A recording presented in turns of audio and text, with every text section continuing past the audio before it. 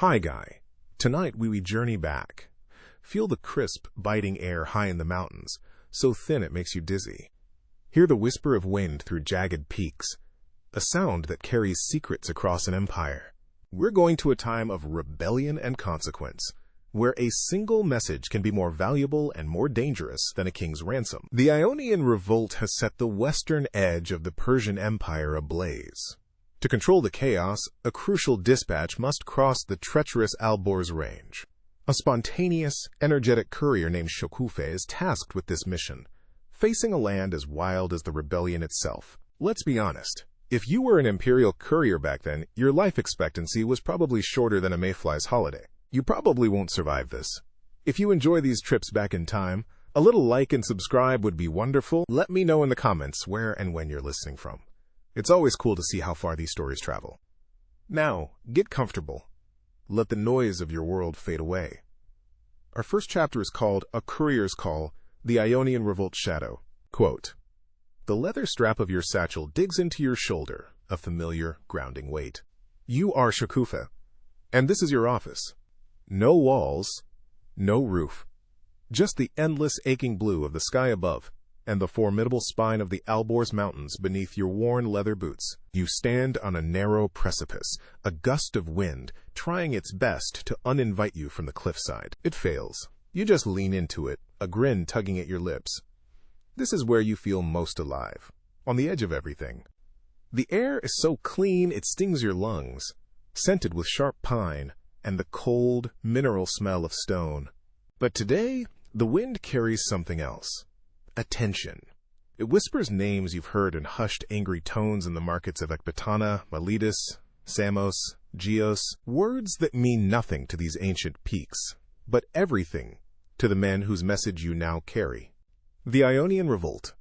A fire on the far horizon, and you a single spark carrying a response. You feel a thrill of purpose, a pulse of pure, unadulterated excitement, but it's chased by a cold shadow of foreboding. This message, it feels different, heavier.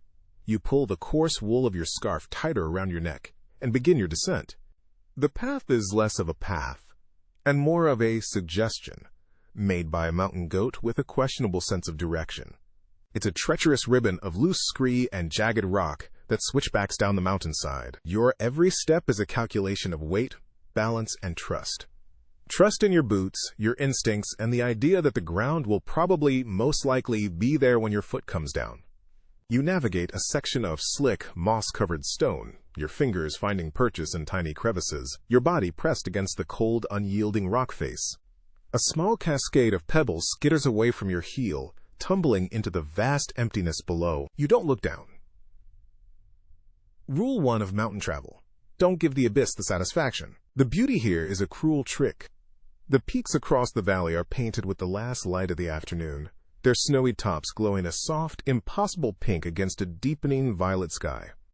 It's a vista that could make a poet weep, but you know that every shadow stretching long and dark across the valley floor is a potential hiding place. For a Persian leopard, a pack of wolves, or something far worse. Still, you can't help but pause for a moment, catching your breath and soaking it in. This is the reward. This untamed, dangerous freedom. You've heard of the troubles in the West, of Greek cities built on logic and columns. You picture them as neat, orderly places. Utterly boring. Give you the chaotic splendor of the mountains any day. As the sun dips below the highest ridge, the temperature plummets. The world bleeds into shades of gray and deep blue. The wind loses its playful tone and develops a mournful, hungry howl.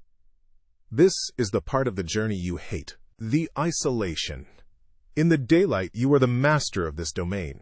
At night, you are merely a guest, and an unwelcome one at that. You pick up your pace, your movements now more urgent. Your plan is to reach the old hunter's shelter at the base of this pass before true darkness falls. It's not much, a three-sided lean-to of stacked stones, but it's better than sleeping with one eye open, listening for the telltale crunch of a predator's paw on gravel. Your leather boots, which you spent a small fortune on in the bazaar, are already protesting the forced march. It's the ancient equivalent of buying top-of-the-line hiking gear, only to get a blister on the walk from the car to the trailhead. A sudden, sharp crack echoes from the crags above. You freeze, every muscle tensed. Your hand instinctively goes to the small, wicked-looking knife at your belt. You scan the rocks, your eyes straining in the failing light. Probably just a rockfall. The mountains are always shedding their skin. But you remain still, listening. The wind is the only answer. You let out a breath you didn't realize you were holding and press on, your earlier confidence now replaced by a prickly unease. The feeling of being watched descends on you like a physical cloak. It's a familiar sensation for anyone who travels these paths, but tonight it feels specific. Directed. You get that electric tingle on the back of your neck. It's either a hungry beast sizing you up for a late-night snack, or a pair of human eyes. Frankly, you're not sure which is worse. You shake your head, trying to dismiss it as paranoia, a phantom conjured by exhaustion and the unsettling weight of the message in your satchel. But the feeling lingers, a cold spot in the center of your back, as you hurry down the darkening trail into the waiting shadows. The hunter's shelter, when you finally reach it, is a disappointment. The lean-to is little more than a pile of rubble. One wall collapsed, as if a giant had carelessly kicked it over. A fresh dusting of snow already claims the stones. There will be no shelter here tonight. A curse, low and bitter, escapes your lips, turning to a puff of white in the freezing air. Exhaustion pulls at you, a heavy physical drag. Just as you are about to resign yourself to a miserable night huddled against a rock, you see it. A flicker. Down in the gully below the pass, almost hidden by a fold in the earth, a tiny pinprick of orange light winks at you through the gloom. Hope is a dangerous thing in the mountains, but so is freezing to death. Your hand rests on the hilt of your knife as you begin a slow, cautious descent towards the light. Your steps are silent, placing your feet with the practiced care of a predator. The wind is in your favor, carrying your sound away. As you draw closer, the smell of wood smoke reaches you, and then the rhythmic thump, clink of a tool striking rock. You peer over a granite outcrop. Below, in a small, cleared area, is a half-dug well, its mouth ringed with a fresh mound of earth and stone. A small, smoky fire crackles nearby, and silhouetted against it is a man. He is wiry and tough, his back bent to his work as he levers a large stone from the hole. He straightens up, arching his back with a groan, and turns to the fire. His face, illuminated by the flames, is weathered and familiar. Impossibly familiar. Hushang? The name leaves your lips as a breath of disbelief. The man startles, spinning around, his hand grabbing the heavy wooden handle of his digging tool. His eyes are wide with alarm, searching the darkness. "Who's there?" he calls out, his voice rough. You step out from behind the rock, raising a hand. "It's me, cousin." Shokufa.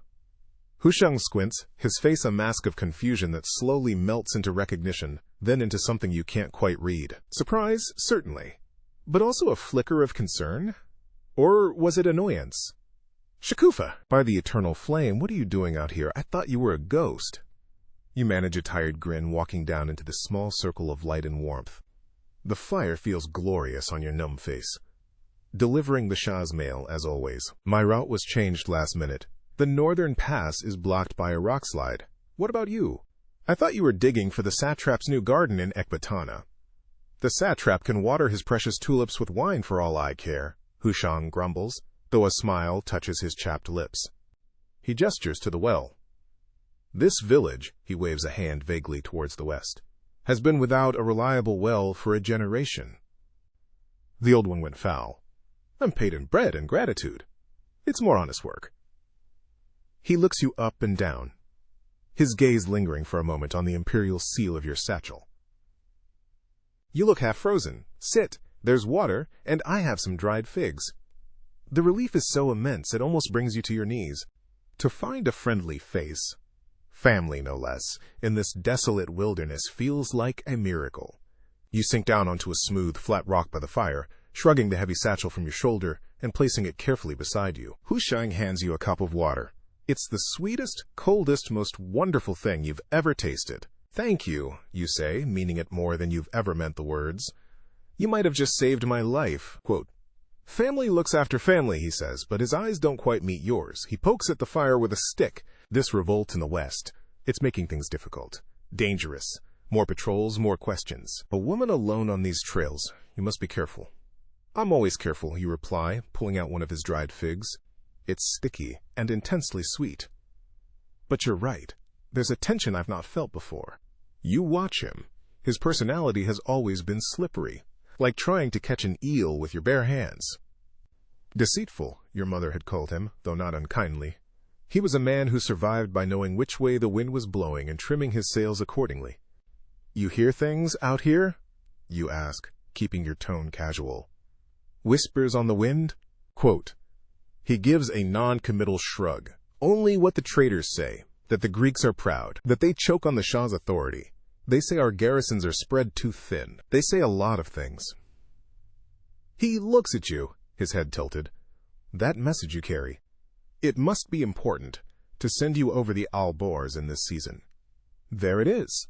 The question is innocent enough, but the way he asks it, the focused intensity in his eyes, sets your internal alarms ringing. It's the same feeling you had on the ridge, the sense of being watched, assessed. You've played this game before. The best way to catch a liar is to let them build their own trap. The most important, you lie smoothly, leaning forward, as if sharing a great secret. It's a list. Names of all the Ionian merchants in Sardis who have pledged renewed loyalty. And a full pardon for their families. The Shah of Shahs is showing his mercy. He hopes to end the rebellion with kindness, not swords. Quote, Hushang's face remains a stony mask, but you see it, a flicker of relief, so faint it's almost imperceptible, in the muscles around his eyes. He believes you, and in that moment you know he is not on the Shah's side. A well-digger securing water for a poor village wouldn't care one way or the other. But a man with a stake in the rebellion? He would care very much. A merciful king is a wise king, he says, his voice carefully neutral. He stands up. My camp is small, but I have a spare blanket. It's heavy wool. It will keep the worst of the cold off you. Let me get it. Quote. He turns and walks a short distance away, to a darkened alcove in the rock face you hadn't noticed before. As he rummages around, you act. Your movements are fluid and silent. You don't reach for your satchel, the one containing the real, hard-edged military orders. Instead, your eyes scan his meager belongings by the fire. A water skin, a small sack of grain, his digging tools. Your gaze fixes on the water skin. It's a fine one, goat leather, but it lies oddly flat. Too flat for a man who needs water to work in this dry land. Driven by a sudden, sharp instinct, you pick it up. It's light. The stopper is made of carved wood. You pull it free. There is no slosh of water. You tilt it, and a rolled parchment, tied with a leather cord, slides into your hand. You unroll it. The script is Greek. You can't read the words, but you recognize the angular foreign letters. Tucked inside is a small, flat clay disc. Stamped onto it is the image of an owl, its eyes wide and knowing. A coin? No, a token. A symbol of Athens, the city said to be fanning the flames of the Ionian fire. It is a cold night. This should help. Hushang's voice comes from right behind you. You don't jump. You don't flinch. You slowly, deliberately, roll the parchment back up and turn to face him, the clay owl resting in the palm of your open hand. He holds a heavy wool blanket, but his eyes are fixed on your hand. The pretense is gone. His face is hard, his posture coiled like a snake. The helpful well-digger has vanished, replaced by someone far more dangerous. Funny, you say, your voice low and even. I thought the only owls up here had feathers. This one seems to be made of Athenian clay. He doesn't answer. The silence stretches, filled only by the crackle of the fire and the mournful howl of the wind through the pass. He drops the blanket to the ground. You should not have looked, he says softly. It is not a threat. It is a statement of fact. You shouldn't have lied to family, Hushang, you counter, your own voice hardening. Who are you? What is this? You hold up the token. He lets out a long, weary sigh, the fight seeming to drain out of him. He looks older than he did just moments ago. I am still your mother's cousin, and I am still a well-digger, but sometimes I dig for water, and other times I move things. Information. People. Supplies for those who believe this land should not bow to a distant king in Persepolis. Quote, the confession hangs in the air, colder than the wind. He's a traitor, a rebel, your own blood. You're helping them? The Ionians? After they burned our temples, killed our people. Quote, and what of the Shah's satraps? He retorts, his voice rising with a passion you've never heard from him before. What of the taxes that bleed farmers dry so a noble in Susa can have a new garden? What of the sons conscripted to fight and die in a desert for a border dispute they don't understand? You remember your Uncle Arash, the potter? Do you know why his business failed? Because the satrap demanded a gift of 1,000 urns for his summer palace. No payment. A gift. It broke him. That is the order you serve, Shokufe. The right of the powerful to crush the weak.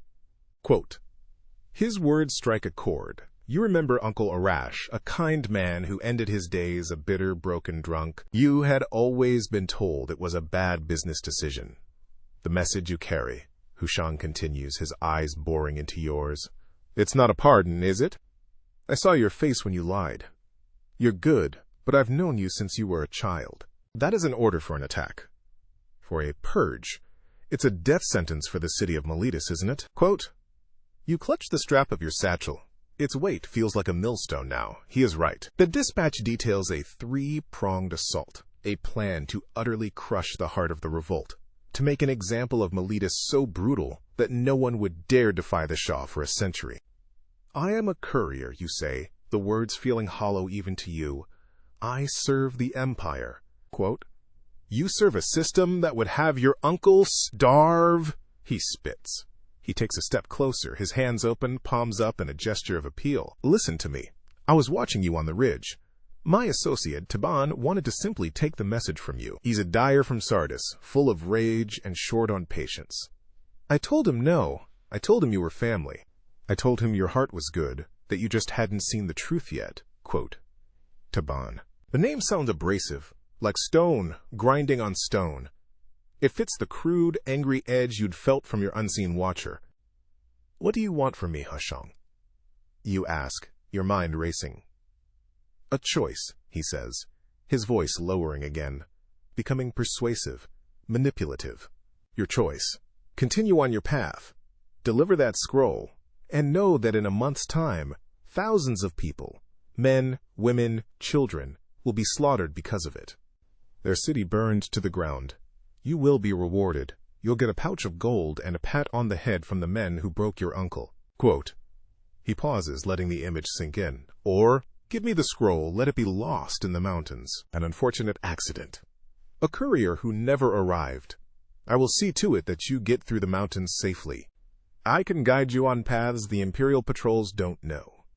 You will arrive at your destination, empty-handed and alive.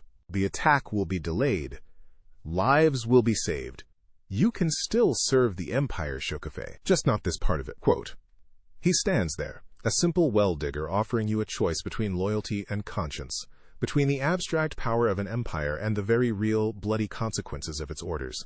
The fire casts long, dancing shadows that twist his familiar face into that of a zealot, a savior, a traitor. The message in your satchel is no longer just a scroll of leather and ink. It is a weapon, and he is asking you to disarm. The wind whips through the gully, screaming a question you have no answer for. You hold your ground, the wind a physical force against your body, a screaming chorus to the silent ultimatum hanging between you and your cousin. His earnest, desperate face is illuminated by the firelight, a mask of revolutionary zeal.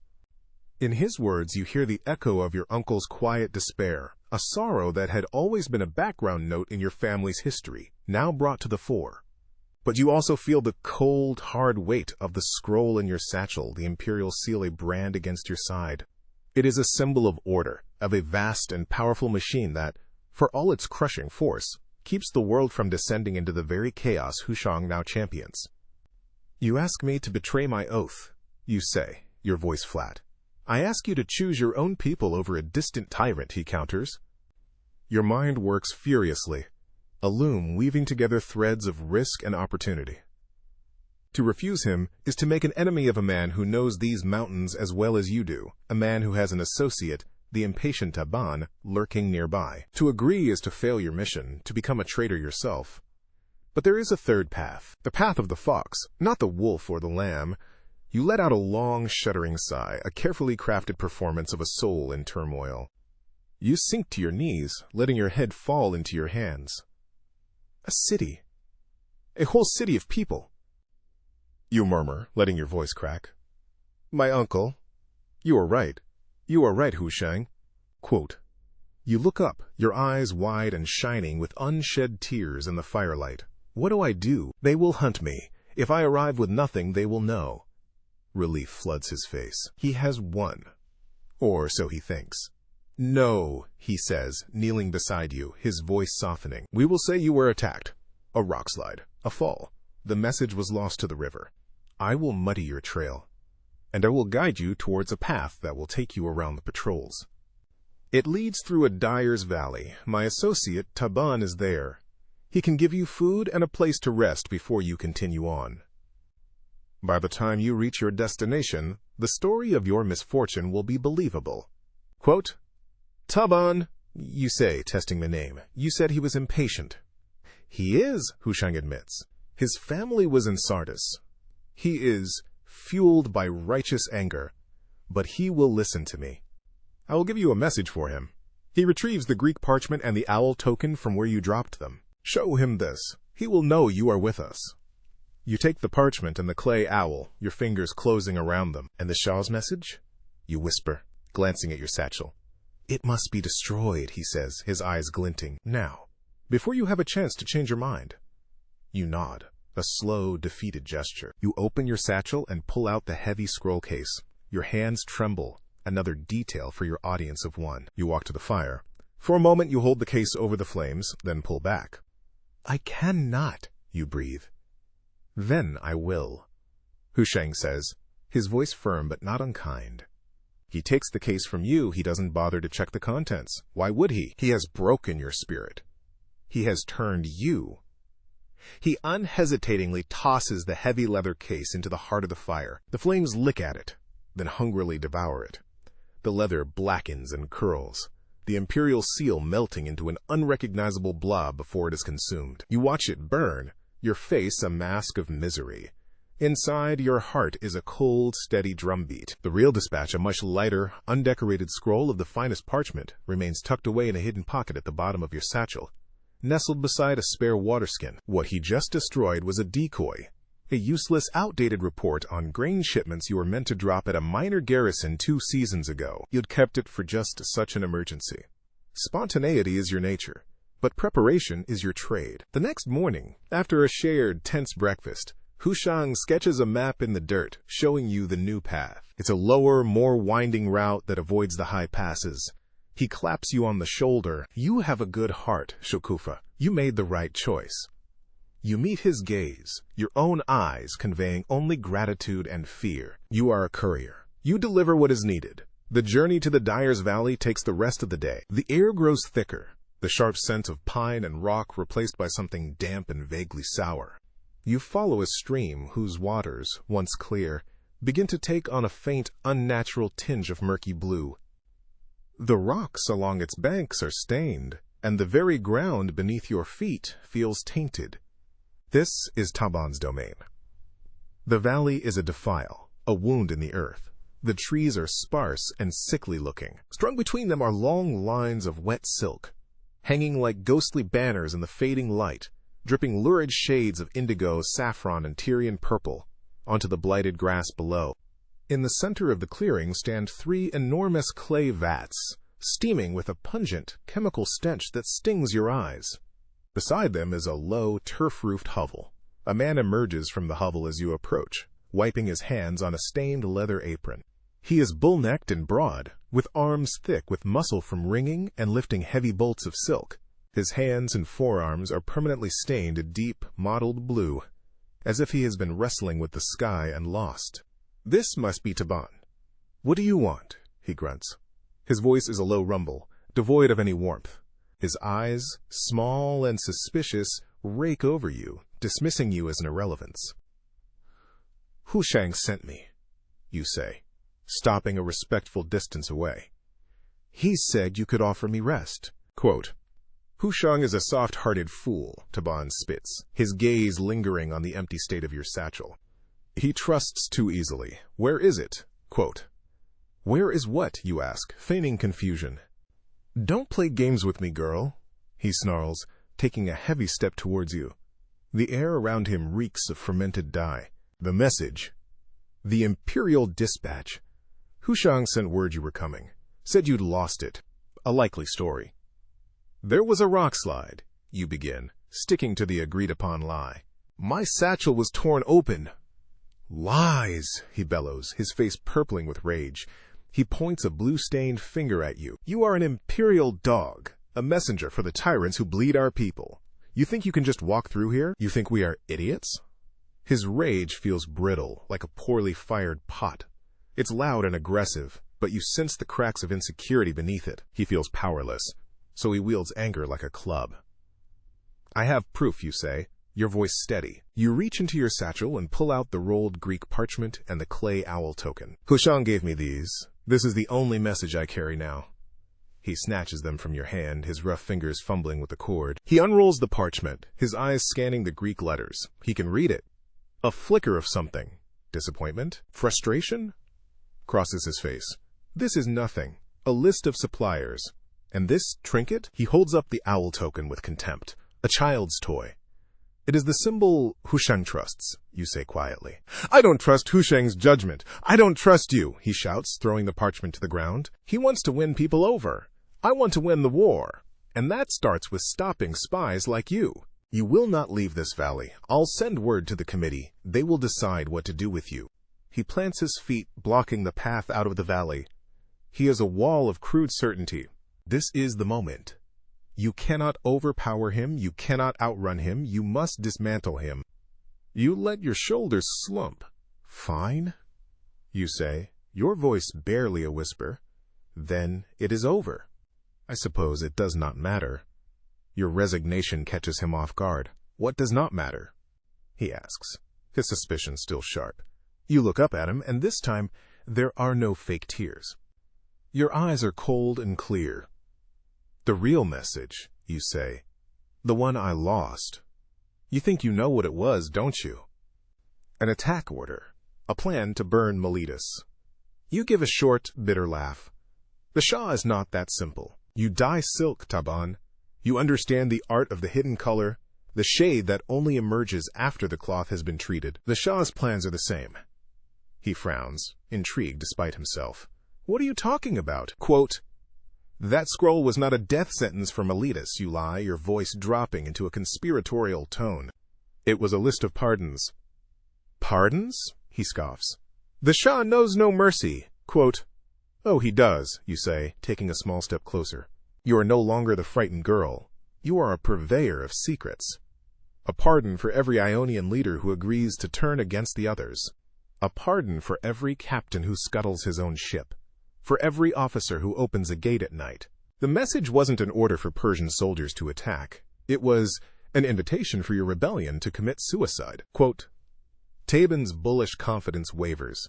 His rude certainty was built on a simple premise.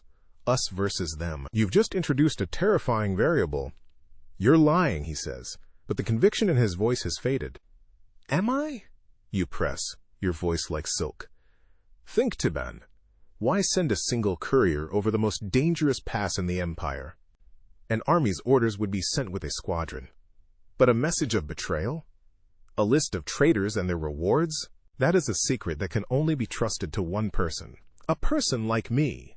You let the idea fester in the stinking air between you. His insecurity, his fear of being outmaneuvered by the powerful, sophisticated empire, is your greatest weapon.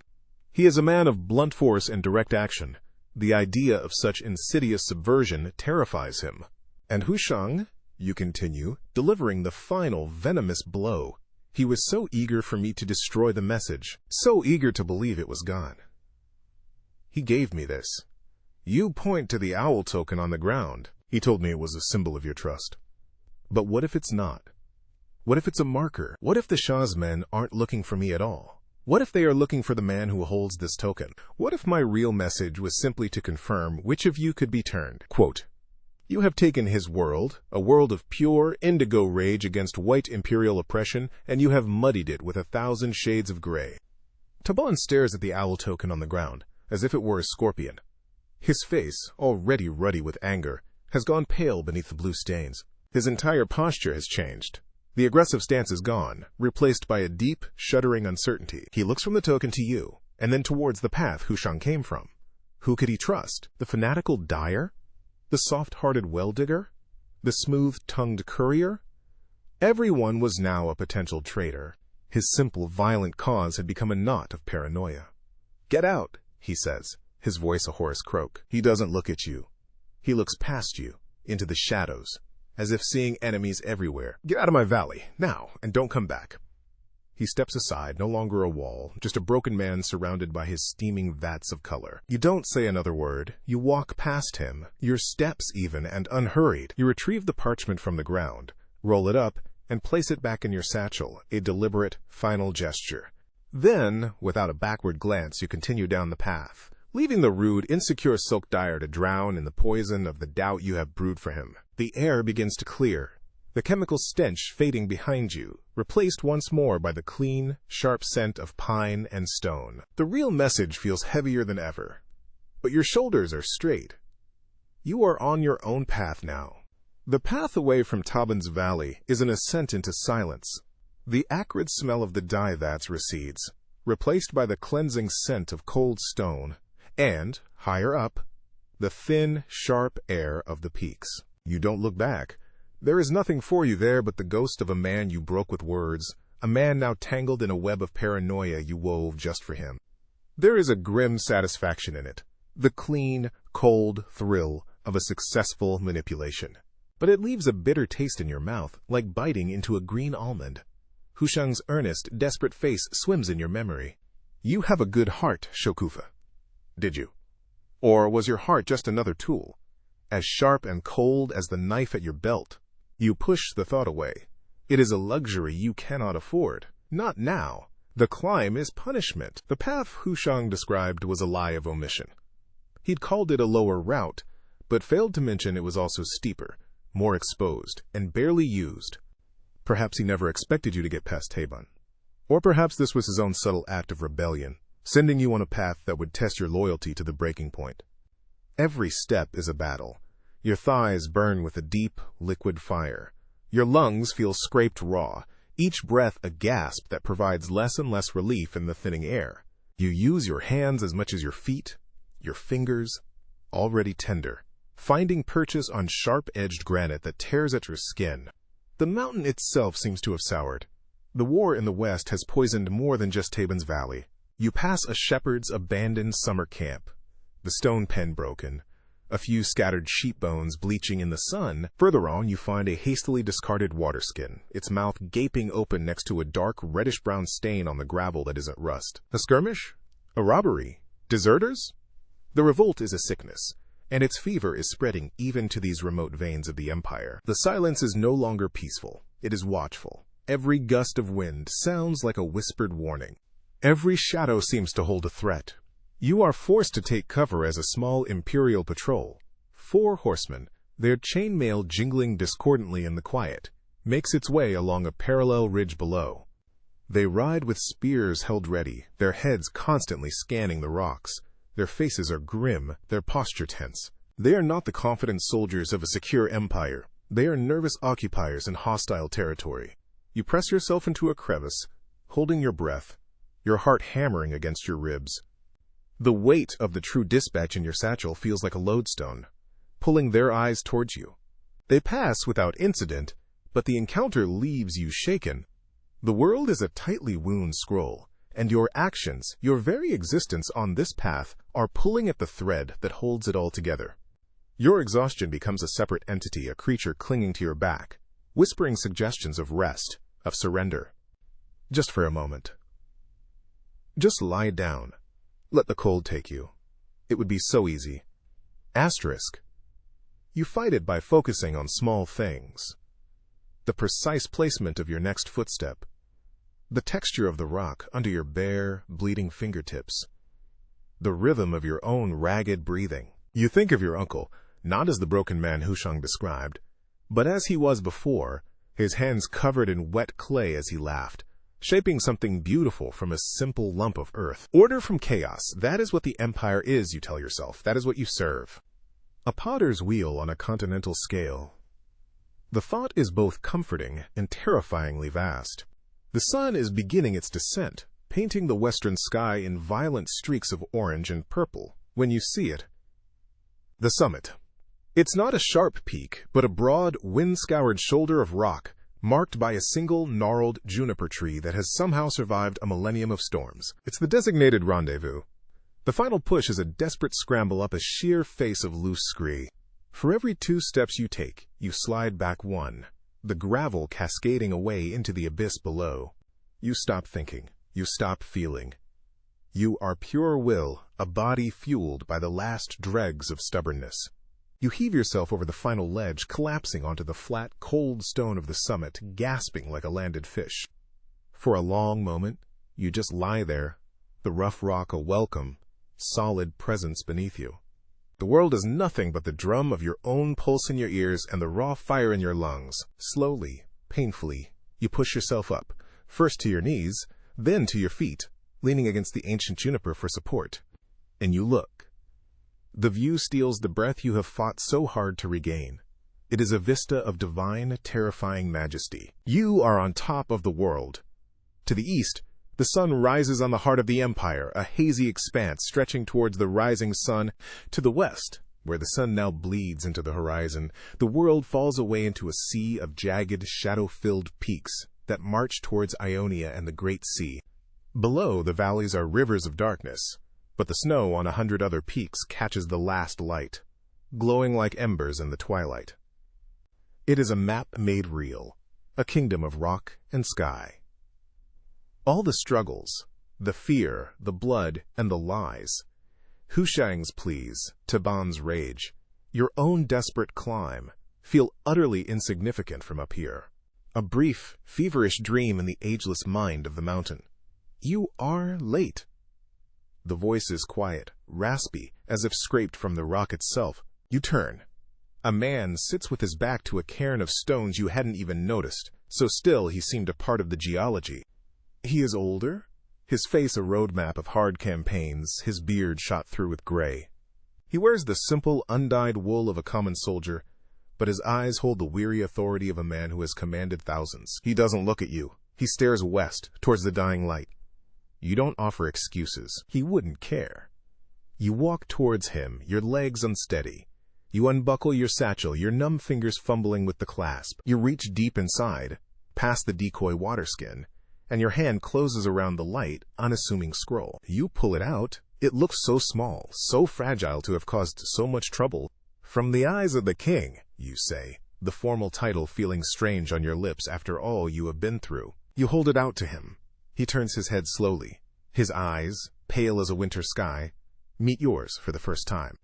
There is no warmth in them, no curiosity about your journey, only a profound, bottomless weariness. He takes the scroll from you. His fingers, calloused and scarred, break the simple clay seal without ceremony and unroll the parchment. You stand there, awaiting dismissal, a pat on the head, something. But he just reads, his expression unchanging. The only sound is the relentless moan of the wind and the faint crackle of the parchment in his hands. You watch his face, hoping for a flicker of triumph, of relief, of anything. You see nothing. He is a stone mask. Finally, he finishes. He rolls the scroll back up with slow, deliberate care. He doesn't put it away, he just holds it in his fist. You did well, courier, he says, his gaze returning to the darkening western horizon. The words are empty of praise. They are a simple statement of fact, like noting that the sun has set. Will it be enough? The question escapes you before you can stop it. You need to know. After the lies, the betrayal of your cousin, the destruction of Taban, you need to know it was for something. The general is silent for a long time. The first stars are beginning to prick the deep velvet of the sky. Enough for what? He finally asks, his voice soft, almost a whisper. Enough to stop the war? No. This message doesn't stop the war. It simply tells us where to begin the slaughter. Quote. He turns his head and looks at you again, and for a single fleeting moment you see a crack in his stony facade. You see a flicker of profound sorrow, of a man trapped in the same machine as you, just higher up in the gears. Hushang was right, you think, the realization hitting you with the force of a physical blow. The dispatch wasn't just a plan to crush Miletus. It was worse. It was a plan to use the Ionians' own divisions against them, to pardon some so they would help annihilate the others, just as you'd lied to Taban. Your clever, manipulative lie had been the truth all along. You had been carrying the very poison you used to save yourself. The plan is to turn them on each other, the general continues, confirming your dreadful insight. To make them burn their own cities, kill their own brothers. We will offer mercy to the jackals if they will help us hunt the lions. It is a cleaner way. It saves Persian lives. He looks down at the scroll in his hand, but it is a deeper rot.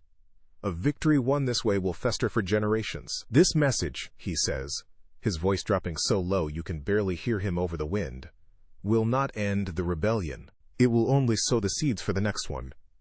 He finally stands, his joints cracking like rock settling. He is just an old, tired man in a simple tunic, holding a death warrant for a civilization. There is a supply camp 2 leagues down the eastern slope. They will have food and water for you. Give them this. He hands you a small, carved wooden token from his pouch. They will know you came from me. Quote. And that is it. He turns and begins his descent down a different path, a shadowy trail leading west into the heart of the coming storm.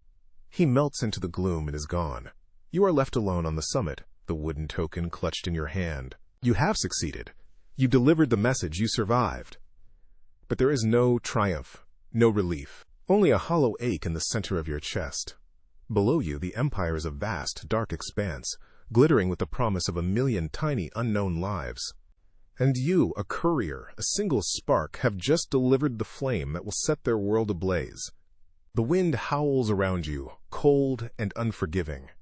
It feels less like a song of secrets and more like a lament. The journey down the eastern slope of the Alborz is a descent into a different world. You move from the realm of gods and spirits, of silent stone and howling wind, into the world of men. The supply camp is exactly where the general said it would be.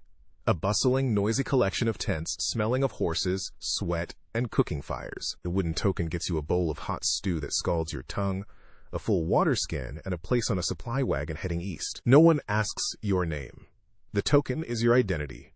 You are a tool that has been used and is now being returned to the armory. The wagon ride is a bone-jarring, monotonous affair that gives you too much time to think. You sleep in fits and starts, jolted awake by ruts in the road, the faces of Husheng and Taban flashing behind your eyes. One betrayed by family, the other broken by lies, your lies.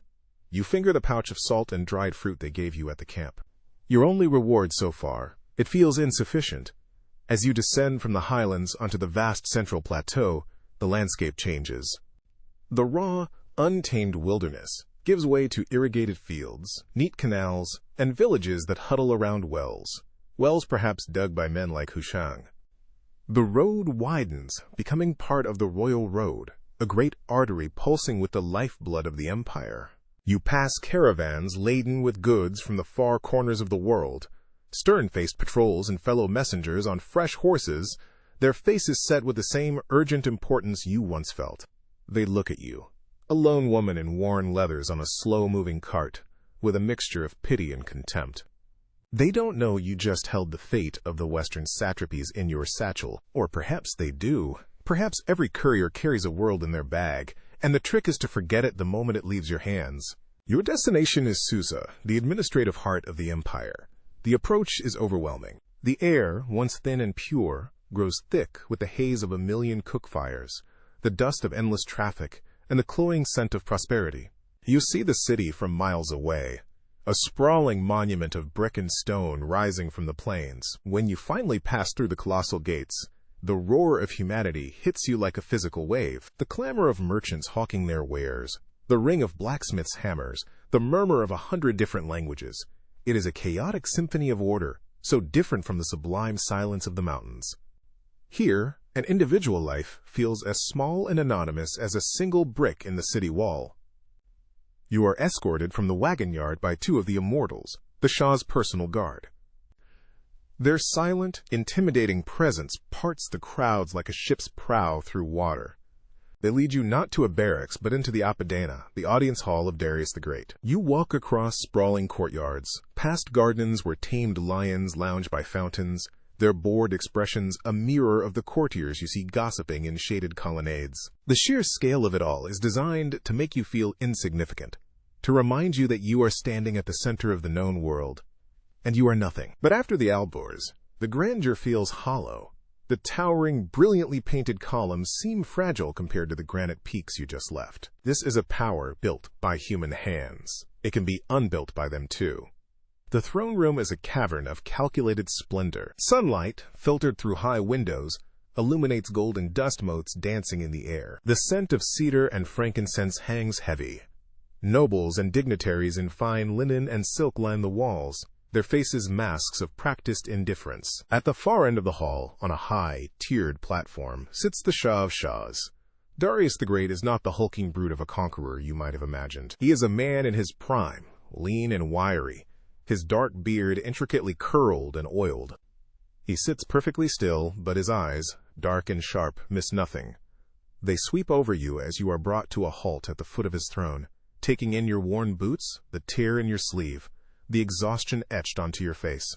He is not looking at a hero, he is assessing the condition of a tool. The old general stands at the right hand of the throne. He looks as weary as he did on the mountain, though now he is clad in the formal robes of his station. In his hand, he holds your scroll. "This is the courier Shakufa," the general announces, his voice echoing in the cavernous hall. She crossed the northern passes alone after her route was compromised. She delivered the dispatch. Quote, "A low murmur ripples through the court. A few condescending smiles are aimed your way. A woman alone."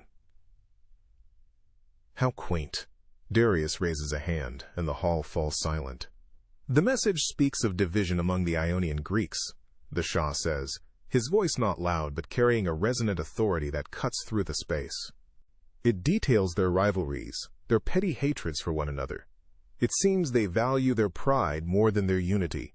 He looks at the general. "Your assessment, Artaphernese?" Quote, "It is a weakness we can exploit, O King of Kings," the general Artaphernese replies. The plan detailed in the scroll is efficient. It proposes we offer pardons and provincial power to the leaders of Samos and Chios, on the condition that they withdraw their fleets at the height of the coming battle for Miletus. With their navy crippled, the city will fall. The rebellion will lose its heart. Quote, "It is a coward's plan." A thick-necked nobleman near the front protests, his chest puffed out. "We should meet them on the field with the full might of Persia. Crush them with honest steel, not with whispers and promises." Quote, a chorus of agreement rises from a faction of younger, eager-eyed nobles. Darius lets them have their moment before raising his hand again. The silence returns instantly. "Honest steel costs Persian blood," Darius says, his voice dangerously calm. "My soldiers' lives are worth more than 10,000 Greek shields. And a victory that leaves the enemy feeling cheated and betrayed is more absolute than one that leaves them feeling martyred." He glances at you, a quick, penetrating look. The courier here understands this. To survive in the mountains, one does not fight the storm. One uses the terrain to one's advantage. This rebellion is a storm, and their own pride is the terrain we shall use. In that moment you understand. The lie you told Taban, the lie that had felt so clever, so sharp, so uniquely your own, was nothing more than a crude echo of the Shah's own strategy. You hadn't invented a poison.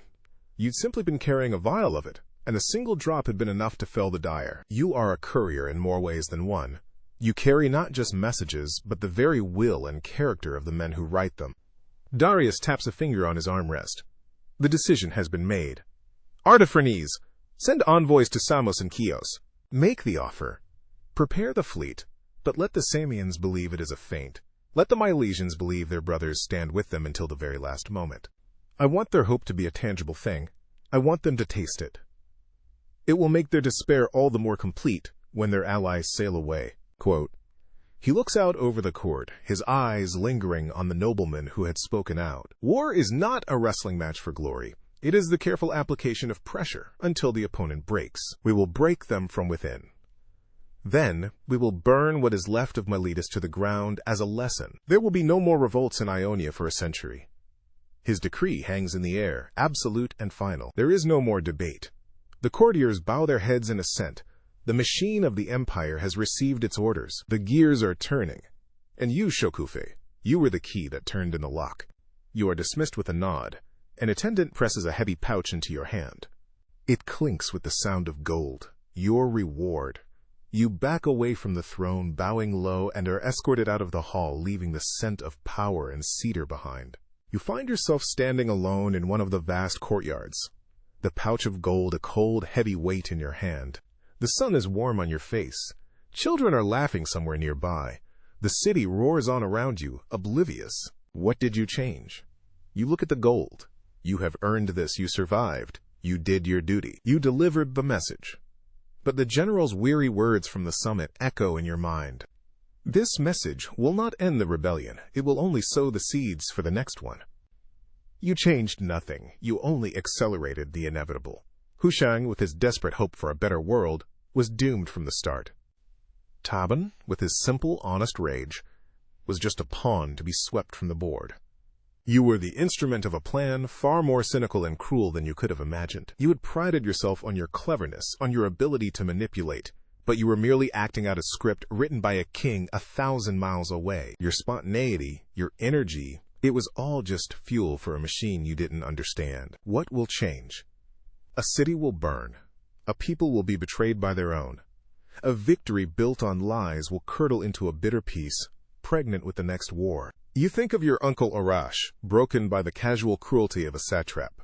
The Shah spoke of saving Persian lives, but he is the system that broke your uncle. Wushang was right about that. The empire saves its soldiers so they can continue to enforce the order that bleeds its potters and farmers dry. You open the pouch.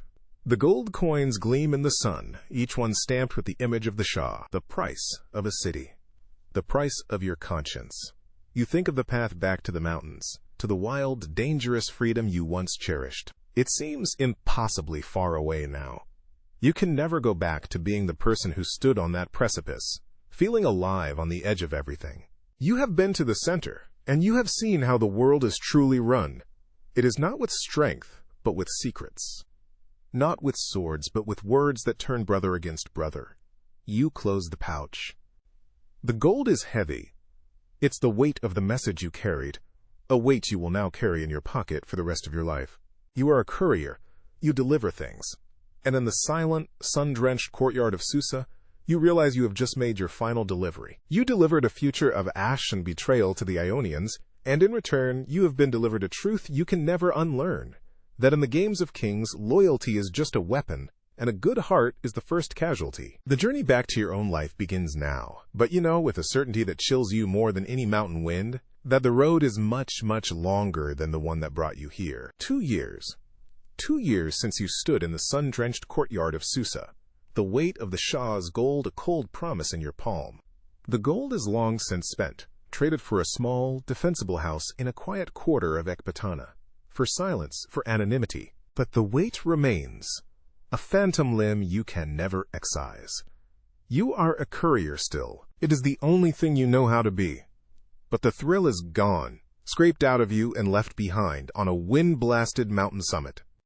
Now, it is just a job. You carry messages, not worlds. You tell yourself this over and over as the road unspools before you. You are heading west again, but the land itself seems to hold its breath. The Royal Road, once a vibrant, chaotic river of commerce and humanity, is now a carefully managed canal. New stone forts, stark and ugly, have been erected every 10 leagues, their walls manned by archers whose eyes follow you with a flat, professional suspicion. The caravans are smaller, the merchants more subdued. They no longer boast of profits from the rich cities of Ionia. They speak in hushed tones of requisitions, of new taxes to pay for the peace, of shipping routes disrupted by the sudden, inexplicable disappearance of the Samian fleet. The peace of Darius is a heavy blanket smothering a fire. From a distance, it looks like tranquility. Up close, you can feel the heat and smell the smoke. The aftermath is written on the faces of the people. In a roadside tavern where you once shared wine and laughter with the gregarious wool trader from Phrygia, you now find only quiet men who drink quickly and do not meet your eyes. The air is thick with a greasy fear. They are afraid of the Persian patrols, but they are more afraid of each other. The seeds of doubt, sown by the Shah's masterful strategy and delivered by your hand, have taken root and borne a bitter fruit. Who informed on their neighbor? Who sold information for a better price on their grain? Who opened a gate? The rebellion was crushed not by an army, but by a question mark, and now every man sees a traitor in his brother's face. You carry a new dispatch, a simple manifest of troop rotations for the garrison at Sardis. It is mundane, unimportant. You checked. You checked them all now. You must know the nature of the poison you carry. You find yourself taking the older, less traveled roads, telling your handlers it is for security. The truth is, you cannot bear the sight of the main road, the great lie of imperial order carved onto a wounded landscape. These forgotten paths take you through villages that are slowly starving, fields that should be green with new wheat lie fallow, the men who should be tending them, either dead in the fighting or conscripted to build the new forts. You see children with the old, haunted eyes of your Uncle Arash. You see women who look at your imperial sealed satchel with a hatred so pure and cold it is more terrifying than Tabin's rage. You are the system that broke their world. And, with a certainty that gnaws at your insides that Hushang was right about everything. Your path, as if guided by a malevolent fate, begins to trace the ghost of your former journey. You stand on a ridge overlooking a gully where a well digger once offered you figs and a choice. There is no fire now. No half-dug well. The site has been filled in, the rocks scattered. It has been erased. In the nearest village you ask about the well.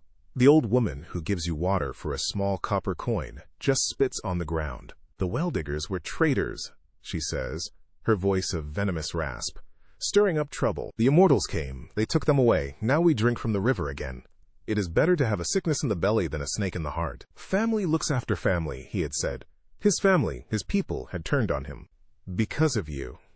Because you made him believe you were with him, lowering his guard, leaving him exposed for the purge that was to follow. You push on, a cold knot in your stomach. You tell yourself you are not seeking atonement, you are simply on your way. But your feet, traitors to your own peace of mind, carry you towards the defile, towards the Dyer's Valley. You smell it before you see it, but the stench is wrong. It is not the sharp chemical reek of indigo and fermentation. It is the smell of stagnant water and decay. The valley is dead. A terrible, profound silence hangs over it, broken only by the buzzing of flies. The stream that runs through it is a sluggish trickle of black sludge. The trees where silk once hung like prayer flags are skeletal, their branches brittle and bare. The ground is a cracked, discolored wasteland, poisoned beyond recovery. In the center of the clearing, the great clay vats are shattered, lying in heaps like the broken carapaces of giant insects. His hovel has been burned to the ground, a black scar on the blighted earth. You walk to the center of the devastation, your boots crunching on something. You look down. The ground is littered with thousands of tiny, broken clay fragments. For a moment you don't understand, and then you see one that is almost whole. It is a small, flat disc. Stamped into it is the image of an owl. Taban, in his paranoia, must have destroyed them, destroyed the very symbols of the cause he championed.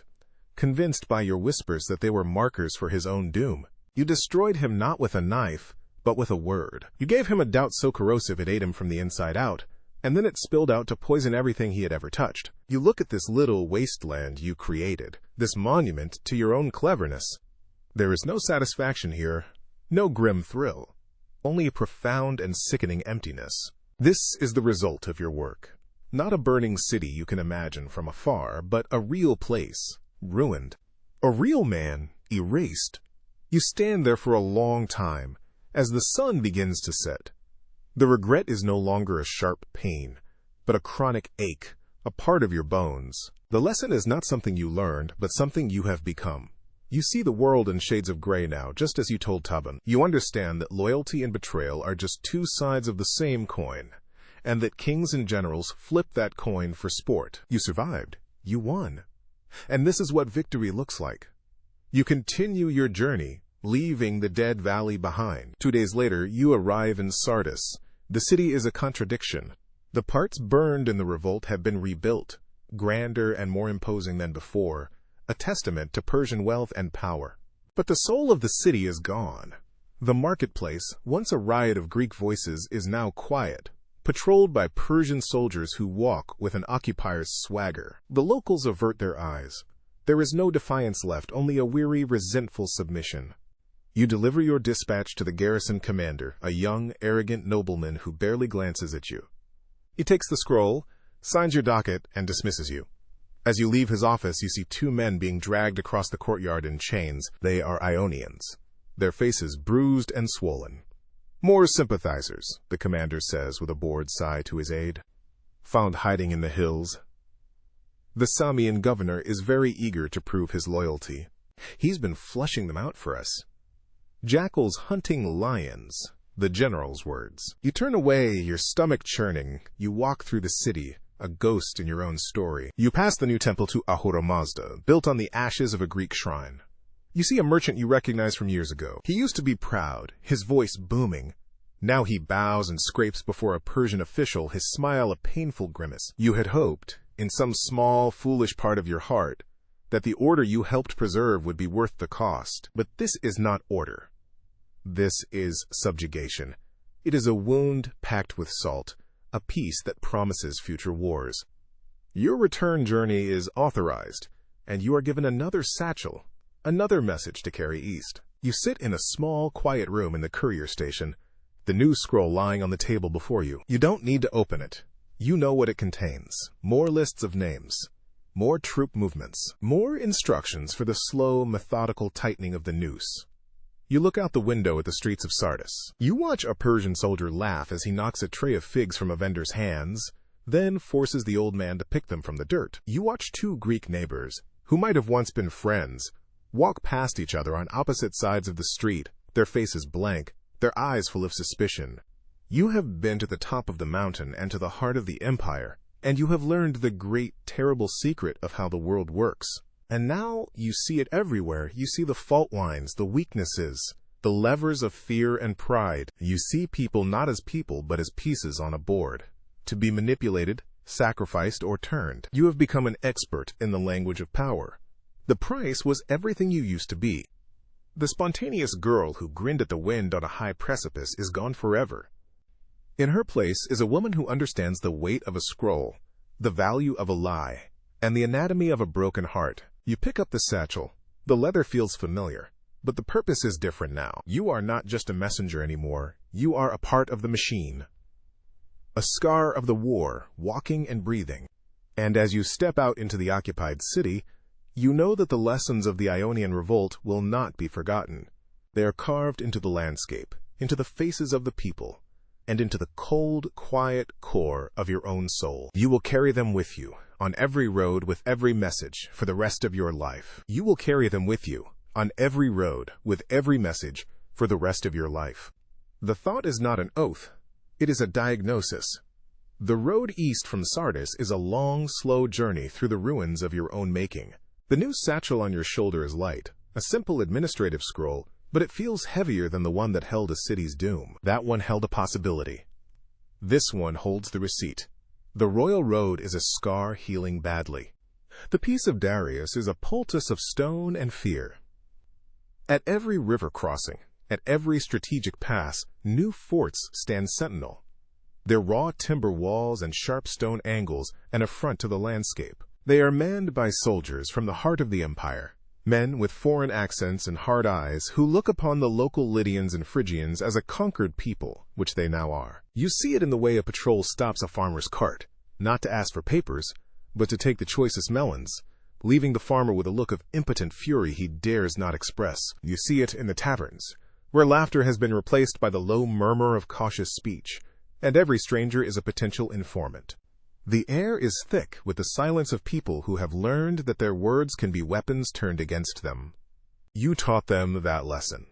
3 days out from Sardis, you share a roadside well with a family heading east. A man, a woman, and a small girl with eyes as old as the mountains. Their clothes are threadbare, their faces etched with a grief so profound it seems to have scoured all other expressions away. They are from Miletus. They don't have to tell you. The name is a brand on their souls. My husband was a potter, the woman says, her voice a dry rasp. She doesn't look at you, but at the dust, as if her story is written there. A good one. He did not fight. He said politics was for the rich and the foolish. When the city fell, they burned our street because it was near the harbor. The fire took our home, our kiln, everything. We go to Susa, the man adds, his voice hollow. I have a cousin there. He says a nobleman needs servants for his new garden. We can work off our debt. It is a long way to walk. Quote, The little girl clutches a small, fire-blackened clay horse, a piece so misshapen it must have been a first attempt. A child's treasure saved from an inferno. You look at her, and you see Uncle Arash, his kind hands guiding a lump of clay. You see the future the Shah has built, a future of displaced artisans and indentured servants. You reach into your pouch and pull out a handful of dates and a piece of hard cheese, offering them to the family. The woman looks from the food to the imperial seal on your satchel. She looks at your face. Her eyes, for a moment, lose their dull grief and sharpen with a clear, bright shard of hatred. She does not take the food. "We do not take gifts from the king's messengers," she says, the words perfectly spaced, each one a stone dropped into the well of silence between you. She pulls her daughter closer. The man just turns away. You withdraw your hand, the food suddenly feeling obscene. Your charity is an insult, a petty gesture from the hand that delivered the blow. They would rather starve than take your pity. You turn and walk away, the weight of their silent judgment heavier than any mountain. You don't look back. You have learned that lesson well. Your route home becomes a pilgrimage of ghosts. You deliberately veer off the main road, seeking the wilder paths, the forgotten trails you once loved. But the wilderness is no longer a refuge. It is a place of hiding. You find the ashes of recent campfires in hidden caves, deserters, perhaps, or rebels who escaped the purge. The Empire's control is a net, and these are the last few fish thrashing in its mesh. You pass the Valley of the Dire. You stand at its edge, looking down into the poisoned basin of your creation, a testament to the power of a single, well-placed lie. You feel nothing but a cold, desolate ache. There are no lessons left here, only evidence. You move on. Finally, you reach Ekbatana, the city's familiar noise and bustle. The scent of baking bread and charcoal smoke, which should have been a comfort, feels like a cacophony. It is the sound of a life you no longer belong to. Your house, purchased with the gold from Susa, is in a quiet, respectable neighborhood. It is clean, secure, and empty. It is a perfect tomb for the person you used to be. You close the door, and the silence inside is more profound than the silence of the highest peaks. For days, you do not leave. You try to wash the journey from your skin, but the grit is lodged in your soul. You sleep, but your dreams are a fever swamp of familiar faces. Hushang's earnest eyes turning to betrayal, Taban's bullish rage collapsing into terror, the Milesian woman's look of pure, undiluted contempt. You wake with your heart hammering, the dry, chemical stench of the dye vats in your nostrils. Eventually, hunger drives you out. You walk the streets of your home, but see them through a different filter. You see the city not as a community, but as a system of interlocking gears of power and desperation. The merchants in the bazaar are not just trading goods. They are gauging weaknesses, leveraging debts. The city guards are not keeping the peace. They are enforcing the will of a distant satrap who serves a distant king. Everything is a transaction of power. Your feet lead you, as you knew they would, to the potter's market. It is a place you once loved, a place of creation and earthy smells. You find the stall that once belonged to your Uncle Arash. It is no longer a pottery shop. The colorful urns and bowls are gone. It is now a storeroom filled with dusty sacks of grain belonging to a wealthy merchant. The new owner, a man with soft hands and a cruel mouth, is berating a boy for spilling a handful of barley. You stand and watch, invisible in the crowd. You remember your uncle's laugh, the way he'd let you put your small handprints in the wet clay of a pot he was about to fire. You remember Hushang's voice, raw with remembered pain. That is the order you serve, Shokufa. The lie you lived with your whole life, that your uncle had failed because he was a bad businessman, has been replaced by a truth you can never escape. He was not a failure. He was simply in the way, a small breakable object crushed by the weight of the machine you now serve so efficiently. That night, you go to a tavern popular with couriers. You sit in a dark corner, nursing a cup of bitter wine. The men are loud, their laughter echoing off the plaster walls. They are telling stories, trading tales of their own journeys. And the wolf was as big as a calf, I swear it. One boasts, I had my knife out, but its eyes I froze. It just looked at me and walked away. That's nothing, another chimes in. I had a rock slide near the Cilician gates, lost my horse.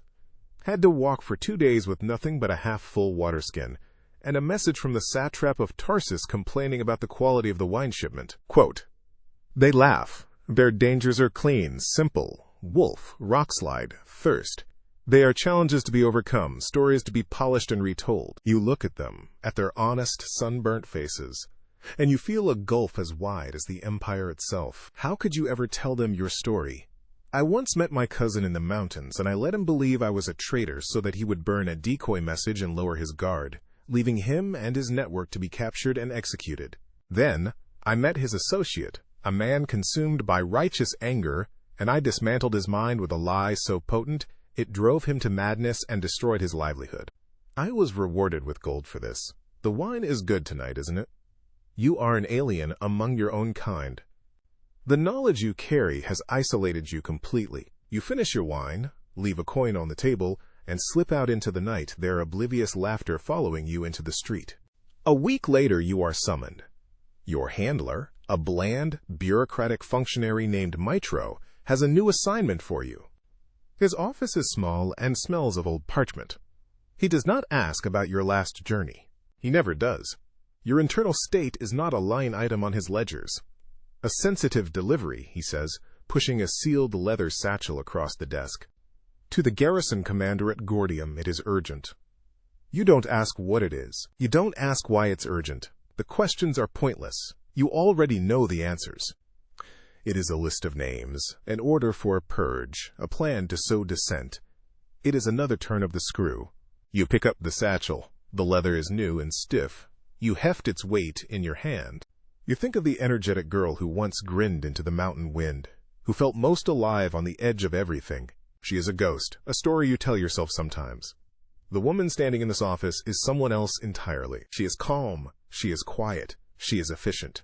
She understands that the world is a treacherous place, not because of its wildness, but because of the men who seek to tame it. She has learned the most valuable and terrible lesson of all, that to be a truly successful courier in this empire, you cannot just carry the message. You must become the message. Cold, impersonal, and ruthlessly effective. The northern route is fastest this season, Mitro says, making a note on a tablet. I will take the old river path, you reply, your voice flat, devoid of emotion. It is more secure. He shrugs, uninterested in your methods, only your results.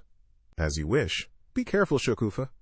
You nod, turning to leave. Careful, asterisk. It's a word that means something different to you now. It does not mean watching for loose rocks or predators. It means watching the flicker in a person's eyes when you lie to them. It means understanding that a pouch of gold can be heavier than a mountain. It means knowing that you are a weapon. And the most dangerous thing you can do is believe you are the one holding it. You step out of the office and into the street, the satchel a familiar weight on your shoulder. The journey begins again. It will always begin again. And you will walk it, because it is all you have left. The journey to Gordium can wait. There is a ritual to be performed first, a hollow pantomime of normalcy. You must go home, not to the empty house you bought with blood money, but to the house where you grew up. A small, bustling warren of rooms smelling of baking bread, drying herbs, and your father's oiled leatherworking tools. It is a pilgrimage you make between every journey, a way to anchor yourself, to remember the person you are when you are not the Shah's messenger. But you fear that person is gone, and this visit is merely a visit to her grave. Your mother greets you at the door. Her embrace, which once felt like a harbor, is now brief, her arms stiff. She has aged. The 2 years since the revolt have carved new lines around her eyes, not of laughter, but of a tension that never fully eases. She ushers you in, calling out to your father, who emerges from his workshop, wiping his hands on his apron. He smiles, a broad, honest smile that hurts to look at, and claps you on the back. The wanderer returns, thinner than last time. The roads are hard. They are what they are, father, you reply, the words feeling like pebbles in your mouth. You sit for the evening meal. The food is simple and good. The familiar taste of your mother's lamb stew a strange comfort, but the conversation is strained. Your younger siblings chatter about a neighbor's wedding, about a new horse in the garrison stables. They ask you questions about your journey, but their curiosity is shallow. They see only the adventure, the romance of the road. They don't see the shadows that cling to you like trail dust. Your father talks of his leather work, of an order from a minor nobleman for a new set of saddlebags, but your mother is quiet. She watches you across the table, her gaze sharp and analytical. She is not looking at her daughter. She is looking for something. An answer to a question she has not yet asked. After the meal, when your father has returned to his workshop and your siblings have scattered, She asks you to help her sort dried lavender into cloth bags. The scent fills the small room, a scent tied to 1,000 childhood memories of safety and warmth. It feels like a violation to be here now, with the ghosts you carry. You were west again, she says. It is not a question. The road to Sardis is well trodden these days.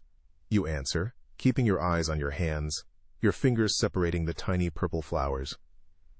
Did you hear any news of Hushang? Quote. The question drops into the quiet room like a stone. It is the one you have been dreading for 2 years. You keep your movements steady, your face a mask of neutral curiosity. My cousin? No. Why would I? I thought he was still digging wells in the Zagros foothills. Quote. She stops her work. You can feel her eyes on you. Do not lie to me, Shokufe. Not in this house. Her voice is low, but it has a core of steel you have not heard since you were a child caught stealing figs from the pantry. We had a visitor last month. A trader, a distant cousin of his wife's family. He came from the west. He brought news. You remain silent, your heart a slow, heavy drum against your ribs. The scent of lavender is suddenly cloying, suffocating. They took him, your mother says, her voice cracking on the last word. She clears her throat, her pride wrestling with her grief. The immortals came to his village. They dragged him and 3 other men away in chains. They said he was a rebel, a traitor who used his trade as a cover to aid the Ionians. Quote, you risk a glance at her. Her face is a study in controlled sorrow. She will not weep in front of you. She is too strong for that. Or perhaps she no longer trusts you with her tears. The traitor told us more, she continues, her gaze unwavering, pinning you in place. He said the soldiers were not acting on rumor. They had a source. They knew exactly where to find Hushang's camp, who his associates were. They said his capture was made possible because a courier, an imperial courier, had passed through his camp a week before the soldiers arrived. The courier was a woman, traveling alone. The silence that follows is absolute. The world shrinks to this small room, to the scent of lavender, to your mother's accusing eyes. There is no escape. The mountains cannot hide you. The anonymous roar of the city cannot swallow you. You are here, and the consequences of your choices are sitting across from you, wearing your mother's face. He was my family, Shakufa, she whispers, the steel in her voice melting into a plea. He was rash, and he had a fool's heart, but he was a good man. He believed he was fighting for people like your uncle. He believed he was fighting for us. What did you do? Quote, you could lie again. It would be so easy. The skill is honed now, a reflex. You could feign shock, outrage. You could weep with her, curse the empire, and she would believe you. She would want to believe you. It would be a kindness, a final gift to the woman who gave you life. But as you look at her strong, grieving face, you realize a lie would be the ultimate betrayal. It would rob her of the truth of her grief, replacing it with a shared fiction. She deserves more than that. She deserves the bitter, ugly truth. She deserves to know what her daughter has become. You set down the sprig of lavender. You meet her gaze, and you let the mask fall away. You let her see the cold, weary emptiness you have carried from Susa, from the Dyer's Valley, from the mountaintop. I did what I had to do to survive, you say, your voice flat, and to complete my mission. Quote, the breath leaves her in a ragged sigh. It is the sound of a hope dying, so it's true. Quote, he found me in the pass, you continue, your voice a monotone, reciting facts from a report. His camp was a rebel waypoint. He tried to turn me. He wanted the Shah's dispatch. I let him believe he had succeeded. I gave him a decoy to destroy. It made him careless. It made him trust me. You betrayed him, she says, the words simple, devastating. To his face, you sat at his fire, you ate his food, and you planned his death. I delivered a message. That is my job.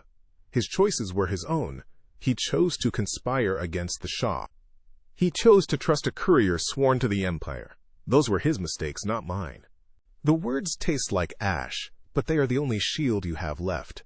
They are the logic of the general, the cold calculus of Darius himself. They are the creed of your new life. Your mother stares at you, and for the first time, you see not anger or grief, but a horrified pity.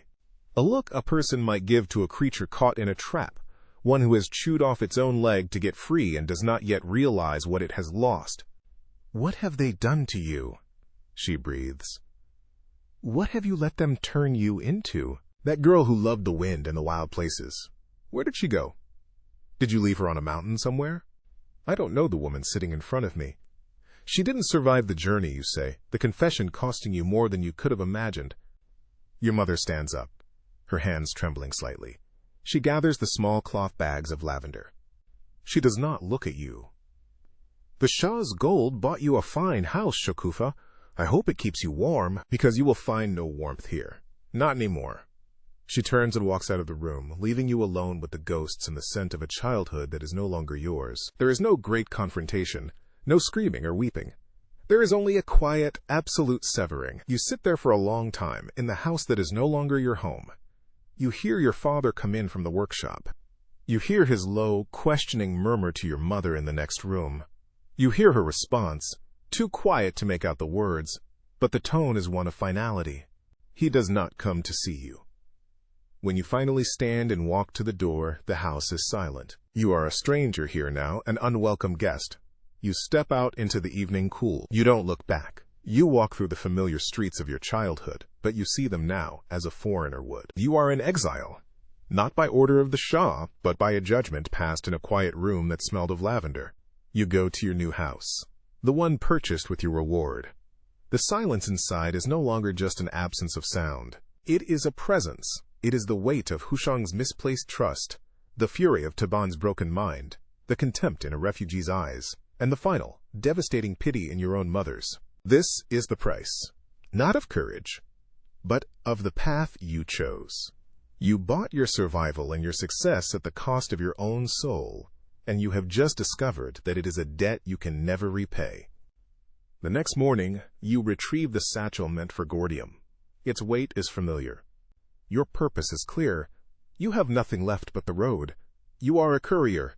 It is all you are. You walk out of the city gates without a backward glance, your face set towards the west. You are, finally, completely, alone. And for the first time you understand the true nature of the empire you serve.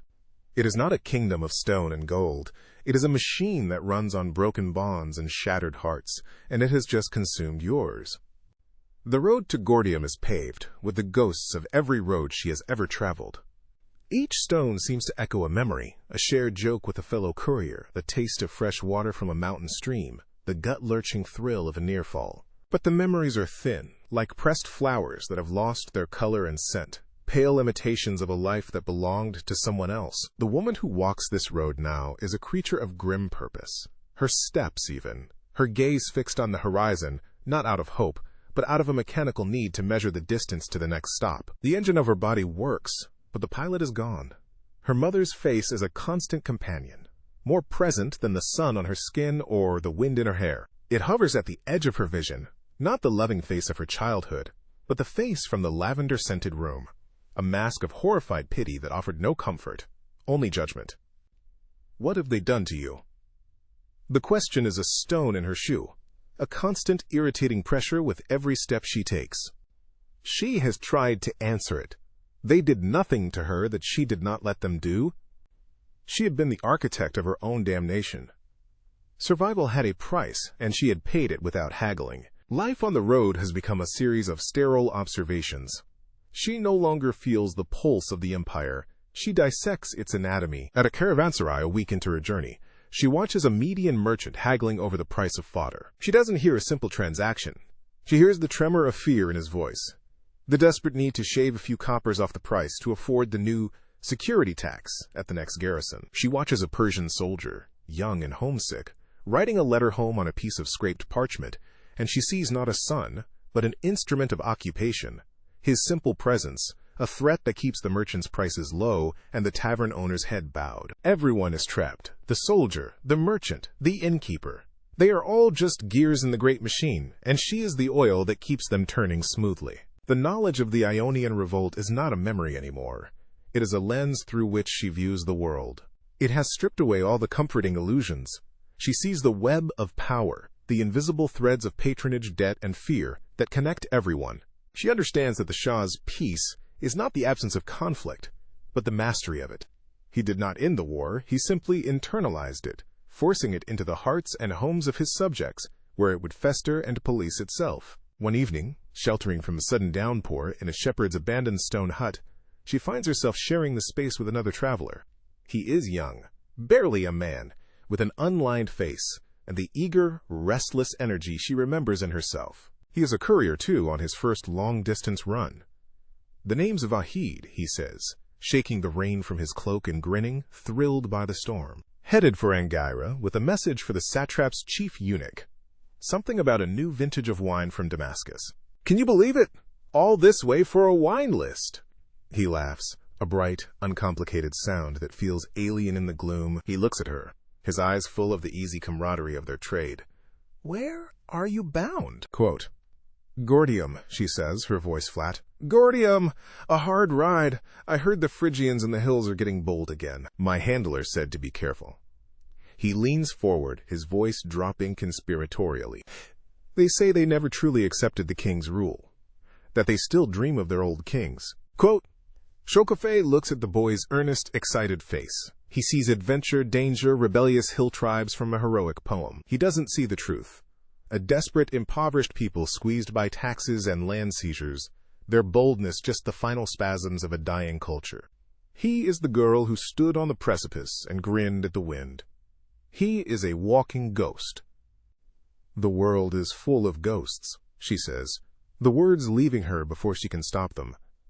Vahid frowns, confused. "What do you mean?" Quote, "Everywhere you look," she clarifies, her voice low and devoid of emotion, "you are seeing the ghosts of what was there before. A conquered people's pride, a burned city's market, a traitor's hope." She looks at him, her eyes as cold and empty as the rain-swept landscape outside. "Your message isn't about wine, boy. A wine list doesn't need an imperial courier. It's a test, to see if you can be trusted, to see how you handle the road, who you talk to, what you say. If you succeed, your next message will have names in it, and then your hands will be as dirty as everyone else's." Quote. The boy's grin falters. He stares at her, a flicker of fear in his eyes. He has stumbled upon not a fellow adventurer, but a prophet of a bleak and terrible religion. He sees the future of his own soul in her deadened gaze. He recoils slightly, pulling his cloak tighter around himself as if for protection. He doesn't speak to her again. They share the hut in a deep, uncomfortable silence, the only sound the drumming of rain on the stone roof. When she wakes at dawn, he is already gone, having fled her presence as if she were a plague carrier. She knows she has just poisoned him, pricked his bright balloon of youthful ignorance with the sharp point of her reality. Part of her, a small, vicious, wounded part, is glad. Misery loves company. But the larger part of her feels a profound, aching sorrow. She has become a monster that devours the young. As she nears Gordium, the land changes. This is old Phrygia, a kingdom crushed by Cyrus the Great, generations ago. But the past is stubborn here. The burial mounds of their ancient kings still dominate the landscape, silent, brooding presences on the horizon. The Persian forts seem temporary and crass beside them. She passes a farmer tilling a field with a team of oxen, and he stops to watch her pass, his face an unreadable mask, his hand resting on a Bronze Age plow that his ancestors might have used.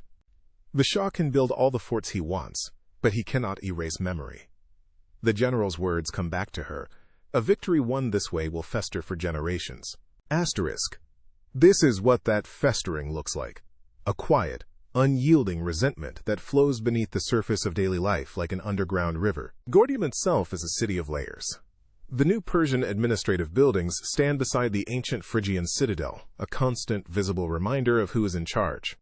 She is escorted to the commander's residence, a functional, graceless building that values security over beauty.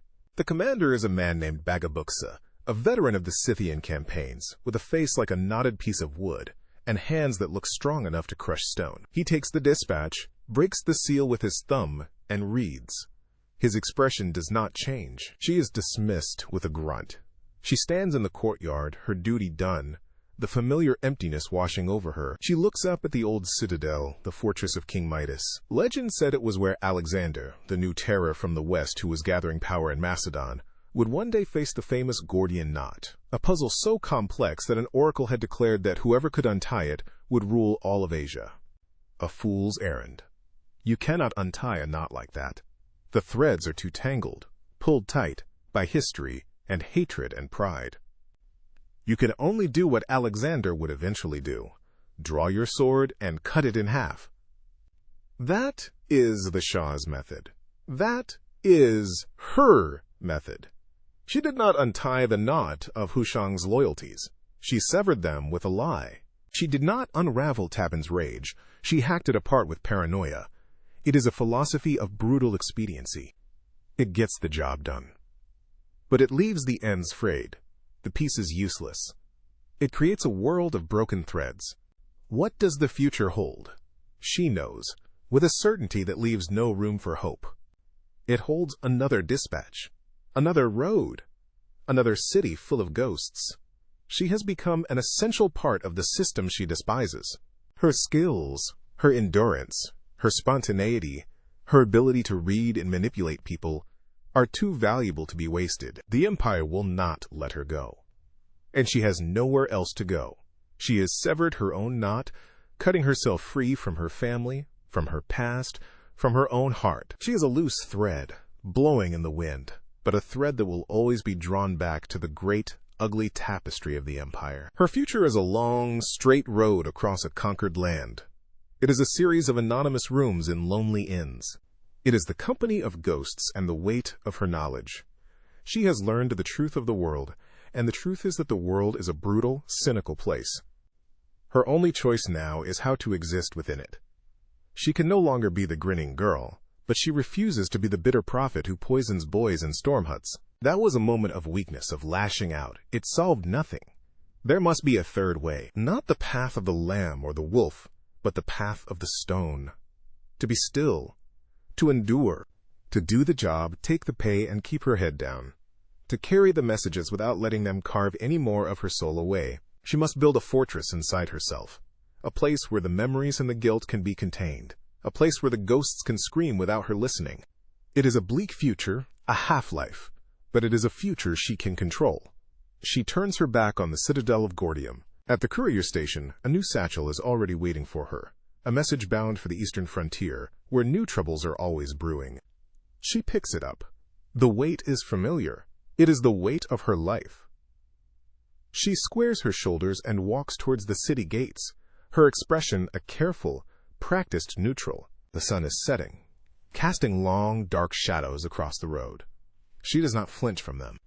She walks straight into them, becoming just another shadow moving across the face of the earth.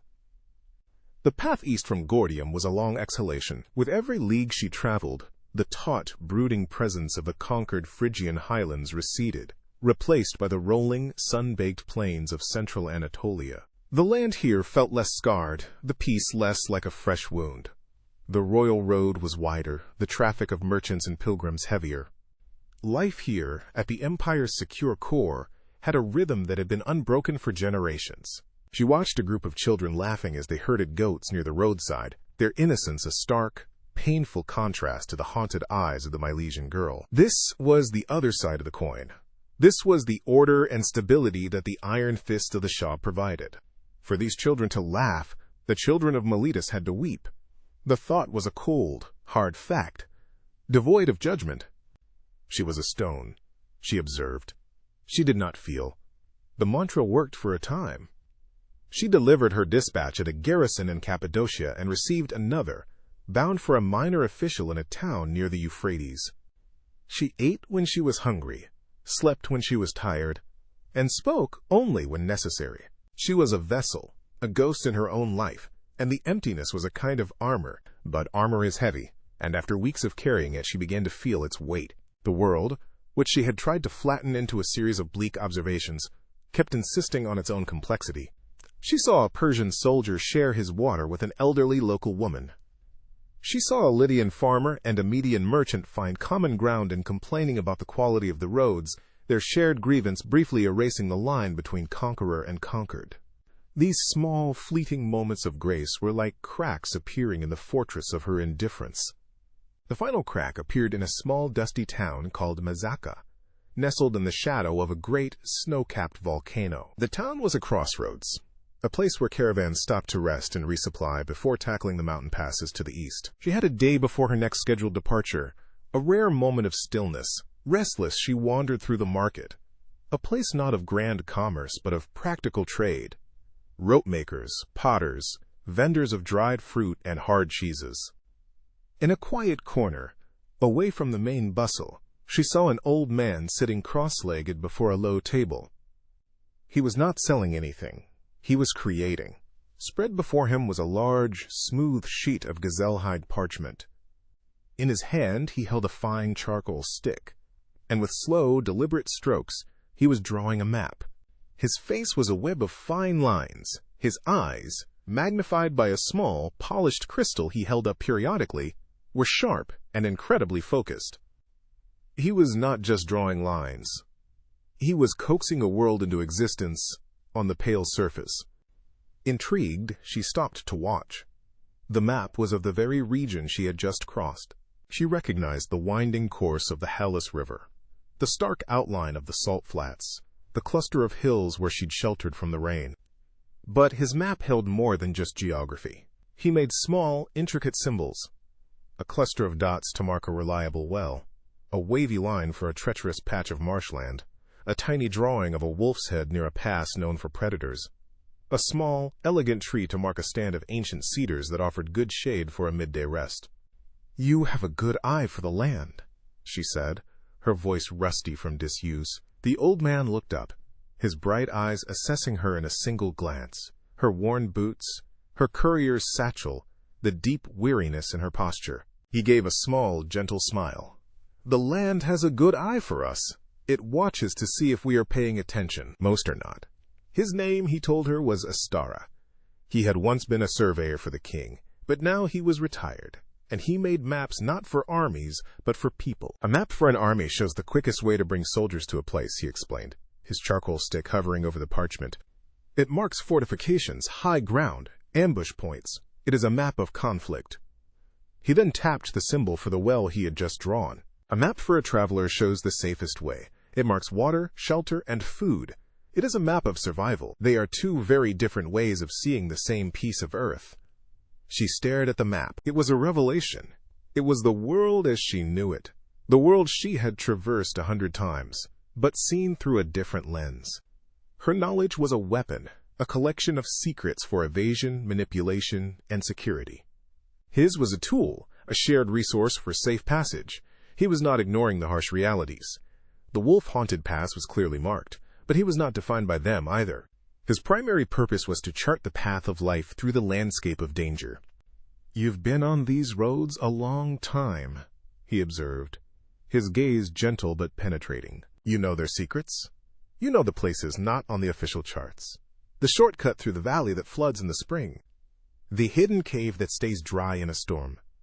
The farmer's wife 2 leagues from the main road who sells the best bread in the province." Quote, she didn't know how he knew, but he was right. Her mind was an unwritten map of the empire, a repository of 1,000 details gleaned from 100 journeys. It was knowledge she had hoarded for her own survival. The thought of sharing it, of translating her hard-won secrets into a language of help, had never occurred to her. "Knowledge like that is a heavy thing to carry alone," he said softly, as if reading her mind. "It can either become a fortress, isolating you from the world, or it can become a bridge, connecting you to it. The choice is always ours." He went back to his work, leaving her with his quiet wisdom. She stood there for a long time, the noise of the market fading into a distant hum. A fortress or a bridge? The path of the stone she had chosen was a fortress. It was a prison she had built for herself out of her own guilt and cynicism, and it was just as cold and lonely as the grave. She looked at the old man, his hand steady, his purpose clear, and she saw a third way, not the violent rebellion of Hushang, or the cynical power of Darius, or the dead-end nihilism she had embraced. It was a path of quiet creation, a way to use the truth not to destroy, but to guide. The final leg of her journey was different. The land had not changed, but her way of seeing it had. She began to observe not with the cold eye of a strategist, but with the careful attention of a cartographer. She noted the flow of the streams, the quality of the grazing land, the placement of the villages in relation to the sun and wind. She began, in her mind, to draw her own map, one even more detailed than Astara's. This knowledge, which had felt like a curse, began to feel like something else, a skill, a unique and profound expertise.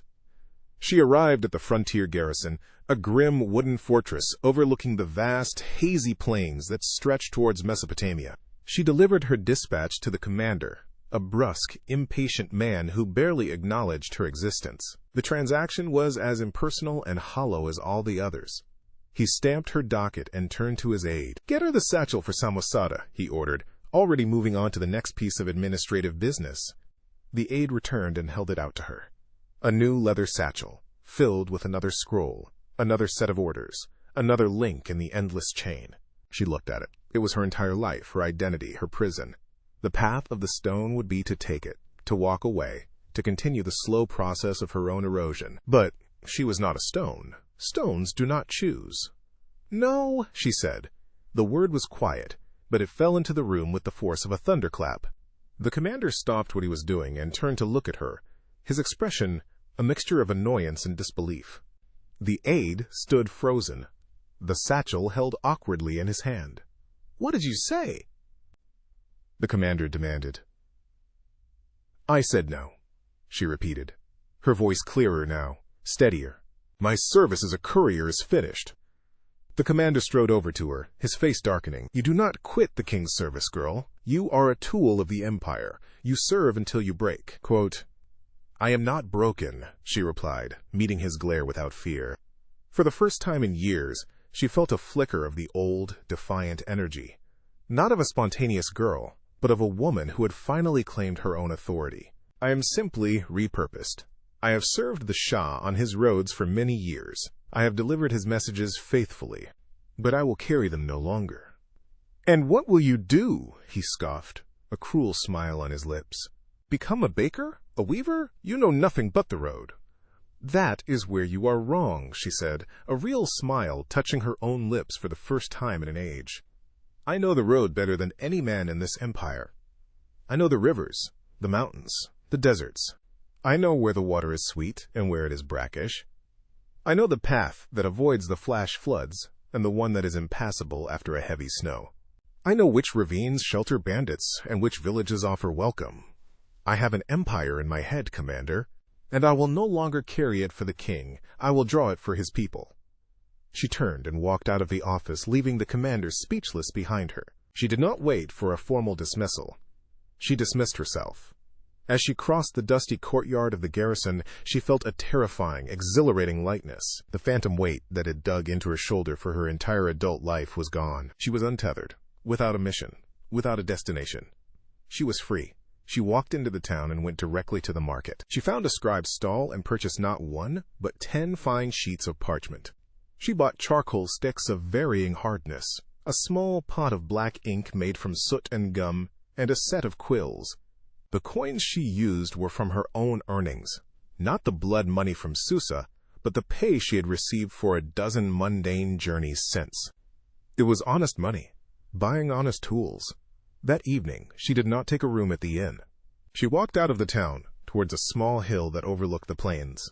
The sun was setting, turning the sky into a magnificent tapestry of orange, purple, and gold. She sat down, laid out her new materials, and took a deep breath. The air smelled of dust and wild thyme. She uncorked the ink, sharpened a quill with a small knife from her belt, the same knife she had once held in fear and anger, and touched its tip to the parchment. Where to begin? The question was not daunting. It was thrilling. She would begin with what she knew. She would begin with the road from Gordium. Her hand, which had trembled as it held a decoy scroll over a fire, was now perfectly steady. She drew a long, elegant line, the spine of the royal road. Then, a tributary, the river she had followed. She marked the garrison, a stark, square shape. But then, she added a small circle a few leagues away. Mazaka, asterisk, and beside it, a tiny, intricate drawing of a map on a table. But Astara, the cartographer, asterisk. She drew the shepherd's hut where she had poisoned a young boy's mind. She marked it not with a symbol of danger, but with a symbol of a roof. Shelter from the rain. Asterisk. A small act of atonement. She worked for hours, the moon rising to cast a silver light on her work. She was mapping the physical world, but she was also mapping her own journey through it. She marked the pass where she had felt the first sting of fear, the ridge where she had delivered a death warrant, the gully where she had betrayed her cousin. She did not omit the painful places, they were part of the terrain. A good map must tell the truth, but her map would hold all the truths, not just the Shah's. It would hold the truth of water and shelter, of beauty and danger, of memory and regret. She was not running from her past. She was charting it, making sense of it, turning it from a weapon that had been used against her and by her into a tool that she alone controlled. It was not a grand gesture of rebellion. It was a quiet act of creation. It would not change the empire, but it would change her. It was not a quest for absolution, for she knew some things could never be washed clean. It was a search for a purpose she could bear. The night was cool, the sky brilliant with 1,000 stars. The ghosts were still there, she knew. They would always be there. But they were no longer screaming in her ear. They were quiet, watching her work, their presence a reminder of the cost of every line she drew. And she kept drawing. Her hand moved with a newfound confidence, a quiet joy she had thought long dead. She was Shokufa. She was not a courier. She was a cartographer. And for the first time in a very long time, she knew exactly where she was going. The work was a meditation, a prayer said with charcoal and ink. 20 years had passed since she had walked out of the garrison at Gordium, a ghost leaving her own haunting behind. 20 years of sun and wind had weathered her face, weaving silver threads into her dark hair and etching fine lines of concentration around her eyes. But these were not the lines of fear or exhaustion. They were the marks of a life spent paying attention. Her house, a small, simple dwelling in the quiet foothills near Mizaka, was less a home and more a workshop. The walls were covered not with tapestries, but with maps in various stages of completion.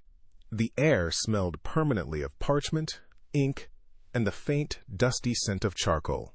Her hands, once clenched around the hilt of a knife or the strap of a satchel, moved with a fluid, practiced grace across the vast sheet of hide spread on her table. This was her masterpiece, a map of the western satrapies, from the shores of the Great Sea to the banks of the Euphrates. It was the culmination of 2 decades of work, of walking the roads herself, of patiently interviewing merchants, pilgrims, and runaway slaves, of cross-referencing their stories with her own deep, indelible memories. It was not a single map, but a living atlas, a tapestry of knowledge that was constantly being revised and refined. A knock at her door, firm but respectful, broke her concentration. She looked up, her focus slowly returning from the intricacies of a river delta to the reality of the room. She was expecting this. A young man, a spice merchant from Damascus named Keenan, had sent word he was seeking her out. She rose, her joints protesting mildly, and opened the door. He was younger than she expected, his face still holding the open optimism of a man whose ventures had thus far been successful. He bowed, a gesture of deep respect. "The cartographer?" he asked, his voice full of a nervous awe. That was what they called her now. Shokufa the courier was a name known only to ghosts and a few aging bureaucrats. "I am," she said, her voice a low, calm rasp. "You're Keenan, come in." She led him into the workshop. He looked around, his eyes wide with wonder at the charts and scrolls that filled the space. "It is an honor. Your maps, they are spoken of in the caravanserais from Antioch to Sardis. They say a map from you is worth more than a squadron of guards." "A guard can be bribed," Shokufe replied, gesturing for him to sit. "The truth of the land cannot. You are planning a new route to Ephesus?" Quote, "Yes," he said, his enthusiasm bubbling over. "To trade directly with the sea merchants. The old routes are difficult. The Ionian peace, they call it." He gave a short, mirthless laugh. "It feels more like a slow fever. The local governors squeeze you at every turn. Tolls for road maintenance, they say, but the roads are worse than ever. And the people, there is a bitterness in Ionia." A silence. "You ask for directions, and they look at you as if you are asking them to betray a secret." Quote, she nodded, recognizing the landscape of distrust she had helped to create. The Ionian Revolt was now a generation in the past, a story parents told their children, but its ripples still shaped the shoreline of their lives. The Shah's brutal, clever peace had succeeded perfectly. It had not healed the wound. It had institutionalized it. The deep-seated paranoia he had fostered had become the soil in which the next generation was raised. They say Miletus is rebuilt, Kidon continued, but it is a Persian city now, full of soldiers and officials. There is no life in it. The Greeks who live there are like tenants in their own homes, always looking over their shoulders. And the Samians? He shook his head. No one trusts a Samian merchant. They say they will sell their own mothers for a discount on shipping. Quote, Shakufa felt a distant, cold echo of the past, the jackals who had helped hunt the lions. The strategy had worked so well that the Samian reputation for betrayal had become a merchant's proverb 2 decades later. Every line of distrust, every suspicious glance, every bit of friction that made Keenan's journey harder was a legacy of the scroll she had carried. The world is full of broken trust, she said, her voice neutral. It makes the roads treacherous. That is why we need better maps.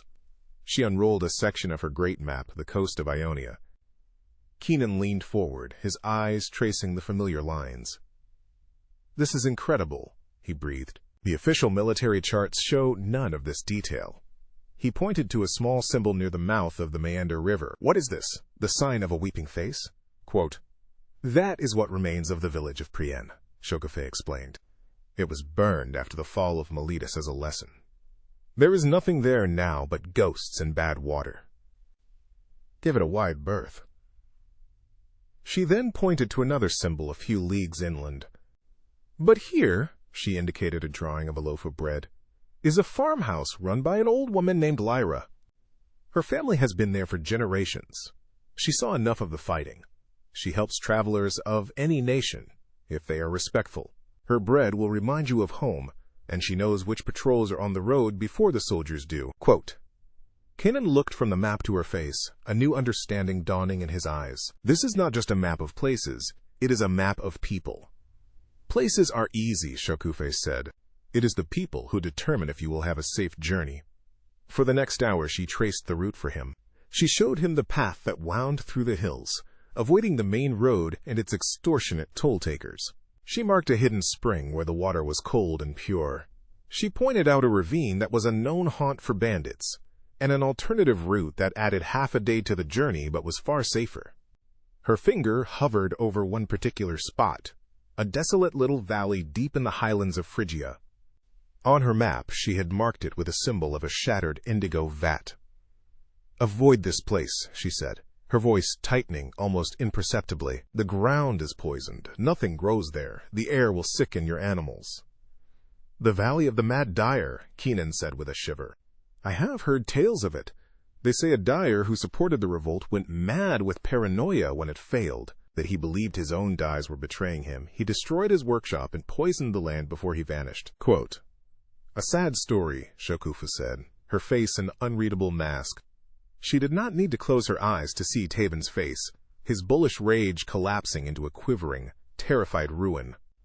His ghost was one of the most persistent, a permanent stain on the landscape of her memory. She had learned over the years that she could not erase these stains. But she could mark them. She could warn others away from the poison, both literal and metaphorical. Her map was her penance. A quiet, lifelong act of redirecting others from the paths of destruction she had once paved. When she was finished, she took a fresh sheet of parchment and, with swift, certain strokes, copied the route for him. She included details the great map did not hold. The name of an honest innkeeper, the best place to ford a river in the dry season, the market day in a particular village. It was more than a map. It was a conversation, a transfer of lived experience. He offered her a pouch of silver, but she waved it away, taking only a few small coins for the parchment and ink. Your payment, she said, is to tell me what you find. Tell me if the spring is still running, if the old woman Lyra is still baking her bread, if a new patrol has been established in the hills. Your knowledge will help the next traveler. That is how the map grows. Kanan looked at her, his eyes shining with gratitude and something more, a profound respect for the work she was doing. He saw not just a cartographer, but a guardian, a weaver of a different kind of empire, a commonwealth of shared knowledge, built by and for the people who had to live under the Shah's hard peace. "I will," he promised. "Thank you. You have given me more than a safe path. You have given me a measure of hope." Quote. After he left, Shakufa stood for a long time before her great map. His words echoed in the quiet workshop. Hope. It was a word she had long since banished from her vocabulary. But perhaps he was right. She had not created a perfect world. She had not righted the wrongs she had committed. The ghosts of Hushang and Taban, of the Milesian family and the boy in the storm, would walk with her until her own last journey. The empire, with its casual cruelty and cynical machinations, would grind on. But she had found a way to exist within it. She had taken the heaviest burdens of her life, the secrets, the guilt, the terrible, intimate knowledge of the empire's broken heart, and transformed them. She had forged her pain into a tool. Her legacy would not be the single, destructive message she had carried as a young woman, a message that sowed 2 decades of strife and distrust. Her legacy was here, on this table, in these 1,000 intricate lines and symbols. It was a legacy of shared survival, of quiet resistance, not against the empire itself, but against the despair it engendered. Her actions as a courier had helped tear the fabric of society. Her work as a cartographer was now patiently, painstakingly, stitching it back together, one safe journey at a time. The ripple effect of her crime was a wave of fear that still washed over the land. But the ripple effect of her penance was a countercurrent, a quiet tide of hope, flowing from one traveler to the next. She picked up her charcoal stick. Kinnan had told her of a new bridge built by villagers over a tributary of the Hermes River. A small, insignificant detail to the Shah, but a vital piece of information for a merchant trying to get his wares to market. Her hand was steady as she leaned over the map, ready to add this new thread to her tapestry. The work was never finished. And in that, she finally found her peace. Her hand moved with a quiet, practiced sureness, the fine charcoal stick whispering across the parchment. The bridge Keenan had described now spanned the river on her map, a small, hopeful line connecting 2 communities. A single piece of shared knowledge, passed from one traveler to another, had made the world a little smaller, a little safer. For a moment, a profound and weary peace settled over her, the kind a farmer feels after a long day of turning soil. A tangible sense of order wrested from chaos. This work was her shelter, the fortress she had built not of stone, but of purpose. Yet, as she looked at the great map spread across her table, a familiar restlessness stirred within her. The map was vast, a life's work. It contained the ghosts of 1,000 journeys. Here was the ridge where the wind had tasted of freedom, and here, the pass where it had screamed of death. Here was the valley of the mad dyer, a scar she had drawn herself, and here was the well she had shared with a family whose hatred was a more potent poison than any dye. The map was her memory, her confession, her penance. But it was also a cage. It depicted in meticulous and painful detail the world defined by the Persian Empire. Its western edge was the Great Sea. Its southern border was the impassable desert. And its eastern frontier, the edge she had last walked as a courier, was a hard, definitive line. Beyond that line, the parchment was blank. It was an emptiness that called to her. The empire called the lands beyond that line the wildlands, the barbarous East. Places of myth and rumor, inhabited by nomadic Scythians and unknown tribes, fit only for conquest or tribute. To the Shah, the blankness on the map was a vacuum to be filled with his authority. To Shokafe, it was something else entirely. It was a question. It was the great, terrifying, and exhilarating unknown she had once courted as a reckless girl on a cliffside. She had spent 20 years charting the geography of her own prison. What would it mean to map a land that was truly free? Her mind drifted back over the long, winding path of her life, and she found herself contemplating the nature of courage. She had once thought it was a simple thing, the physical bravery to face a predator or a steep drop. A courier's courage. Then, in the shadow of the Ionian revolt, she learned of a different kind, the cold, sharp courage of the liar, the manipulator. The courage to look her own cousin in the eye and weave a web that would lead to his doom. It was the courage of survival at any cost, and it had tasted of ash. She had seen the brittle, explosive courage of Taban, a rage born of powerlessness that consumed everything around it. She had seen the desperate, hopeful courage of Husheng, who dared to dream of a better world, and paid for it with his life. And she had seen the empire's courage, the weary, cynical resolve of the general Artaphernese, the cold, calculating vision of Darius, the courage to sacrifice parts of the whole to preserve the machine. What she practiced now felt different from all of these. It was the quiet courage to wake each morning and face the ghosts of her past, not to fight them, but to work alongside them. It was the courage to take the ugliest parts of her own history and forge them into something useful, something that might offer another traveler a safer road, a cup of clean water. It was the courage of patience, of mending, of performing a small, constructive act in a world shaped by grand, destructive ambitions. It was, she realized, the courage of the cartographer, who believes that to draw a line is to create a possibility, that to name a place is to give it meaning beyond conquest. This quiet courage had saved her from the emptiness, but now it felt insufficient. To spend the rest of her life mapping the lands she already knew, endlessly refining the details of her own past, was a kind of stagnation. It was a safe harbor, but her soul, she was beginning to understand, was not made for harbors. Her true nature, the part of her that had never truly died, craved the horizon. A new purpose began to crystallize in her mind, a goal that was both a continuation of her current work and a radical departure from it. Her great map of the Western satrapies was nearly complete. It was a gift she could leave behind, but her life's work was not finished. Her new goal would be to walk east, off the edge of the known world, and begin to draw a new map. Not a map for the Shah's armies, but a map for the Keenans of the world. A map that connected the empire not to its conquered territories, but to the peoples who lived beyond its grasp. A map of understanding, not of control. What wells did the Scythians use? What mountain passes did the traders from the Indus know? What stories did they tell of the roads? The empire saw them as barbarians, but they were people. They had paths, they had knowledge. To chart those paths would be a revolutionary act. It would be to declare that the world was larger than any one king's ambition. The decision settled into her bones with a profound sense of rightness. This was not the thrill-seeking impulse of her youth, nor the desperate survival instinct of her years as a courier. This was the quiet, determined resolve of a woman who had finally and fully understood her own purpose. Her life would not be defined by the single message of betrayal she had once carried. It would be defined by this new journey, by this choice to walk towards the unknown, not to conquer it, but to learn from it. She spent the next week making her preparations. She took the great map from her table, rolled it carefully, and encased it in a sturdy leather tube. She drafted a letter to Keenan, the spice merchant, entrusting the map to him. She instructed him to make it available to any who needed it, to continue to add to it, to build the network of shared knowledge she had begun.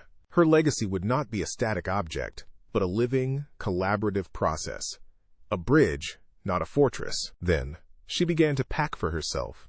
Her old courier's satchel was too small, too full of ghosts. She chose a larger, sturdier traveler's pack.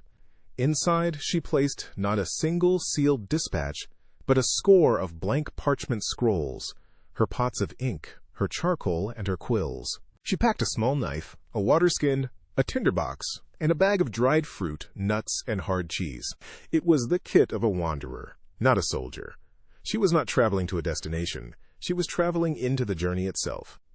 On the morning of her departure, she stepped out of her workshop for the last time. The air was cool and clean, the rising sun casting a golden light on the snow-capped peak of the volcano. She looked at her small house, the shell of her quiet, monastic life, without regret. It had served its purpose. It had been her chrysalis. Now it was time to leave it behind. She did not head west, towards the familiar, haunted roads of the empire. She turned her face to the east, towards the blank edge of her own map, towards the rising sun. The road ahead was not a road at all, but a faint track leading into the vast, open plains. It was a path into pure uncertainty. She did not know what she would find. She might find hostile tribes, impassable deserts, or dangers she could not even imagine.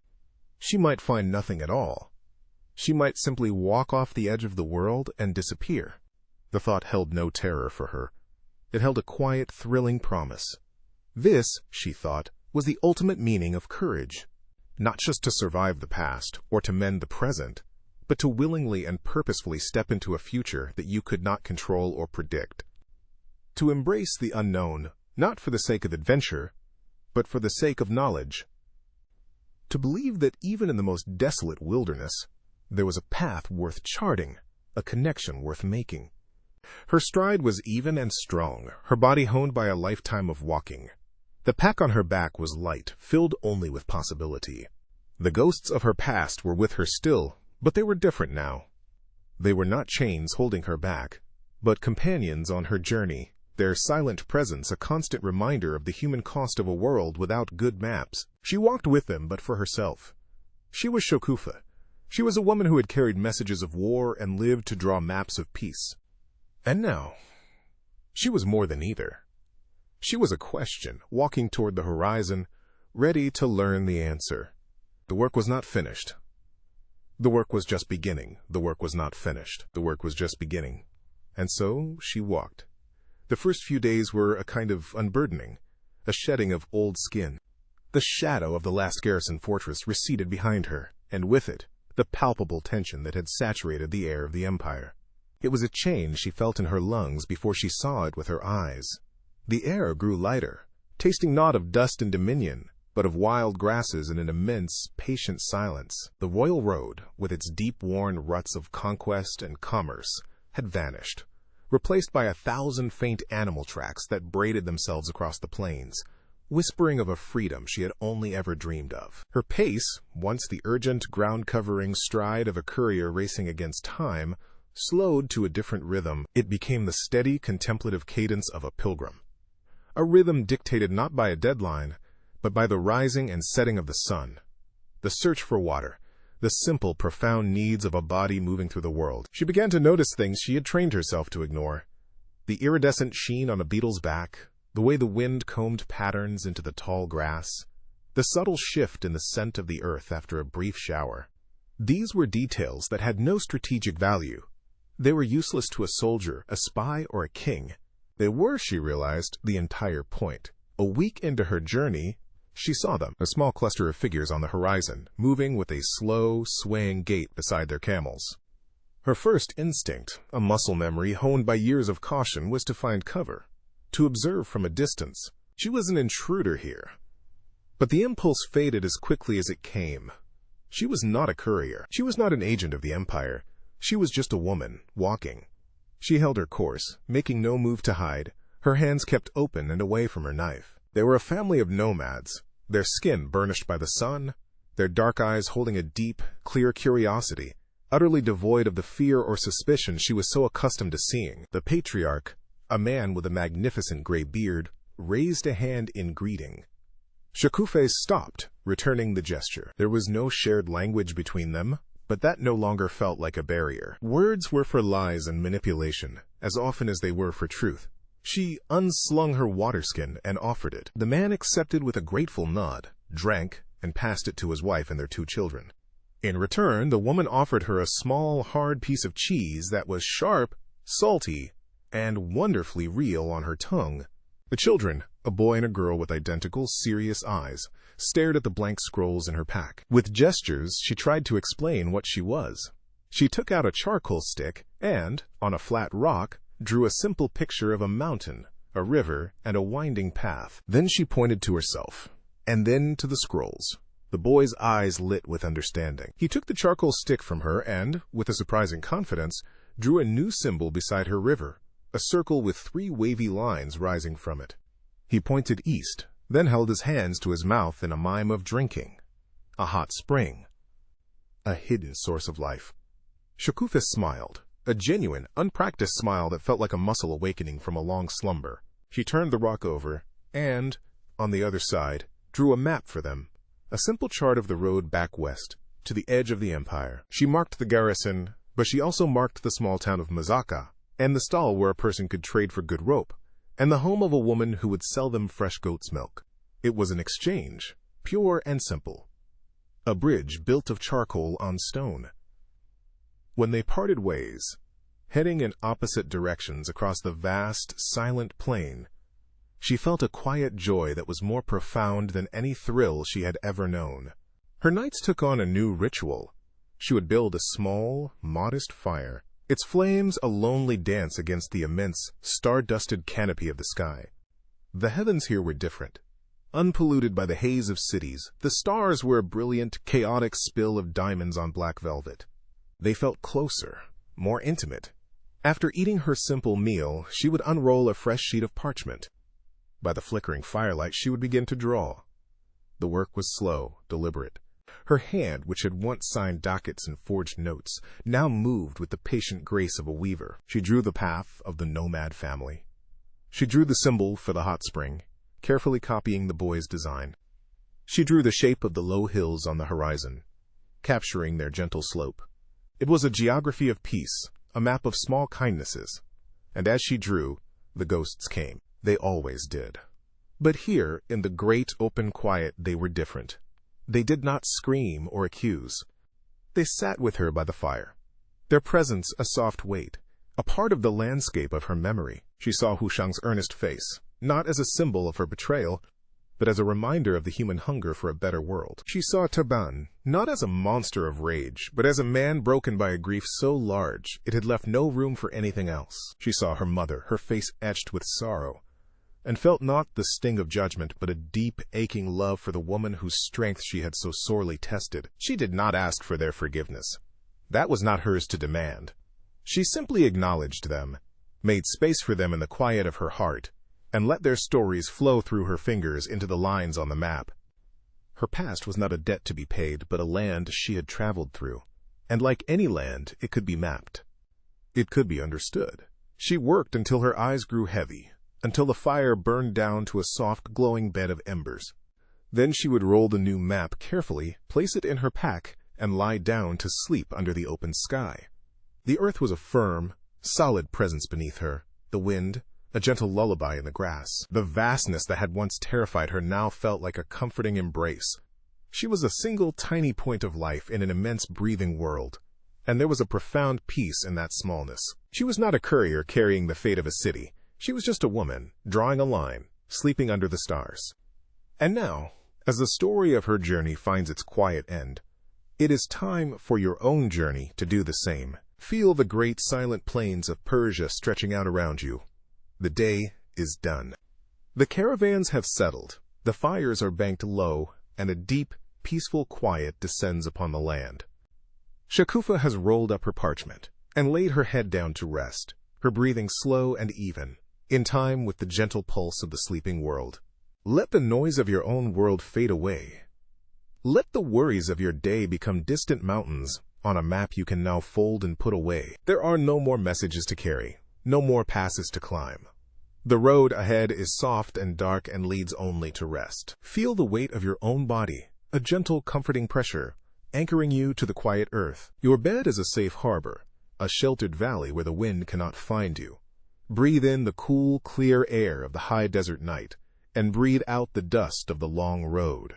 Let it all go, the triumphs and the regrets, the questions and the answers. Let them settle like dust on a quiet floor. Let them be still. The story is over. The map is drawn for today. The path is clear. Listen to the silence. It is not empty. It is full of peace. It is the sound of the stars turning slowly in the endless sky. It is the sound of your own quiet breath, a gentle tide, in and out, a soft rhythm that carries you away from the shore of wakefulness, out onto a calm, dark sea of sleep. There is nothing left to do now, nothing left to solve. There is only rest. The last embers of the fire glow softly, and then, one by one, they wink out, leaving only the gentle dark. The story is a ghost now, a whisper on the wind. Let it go. Let it fade. Sleep now. Rest. The map is drawn. The road is quiet. Sleep.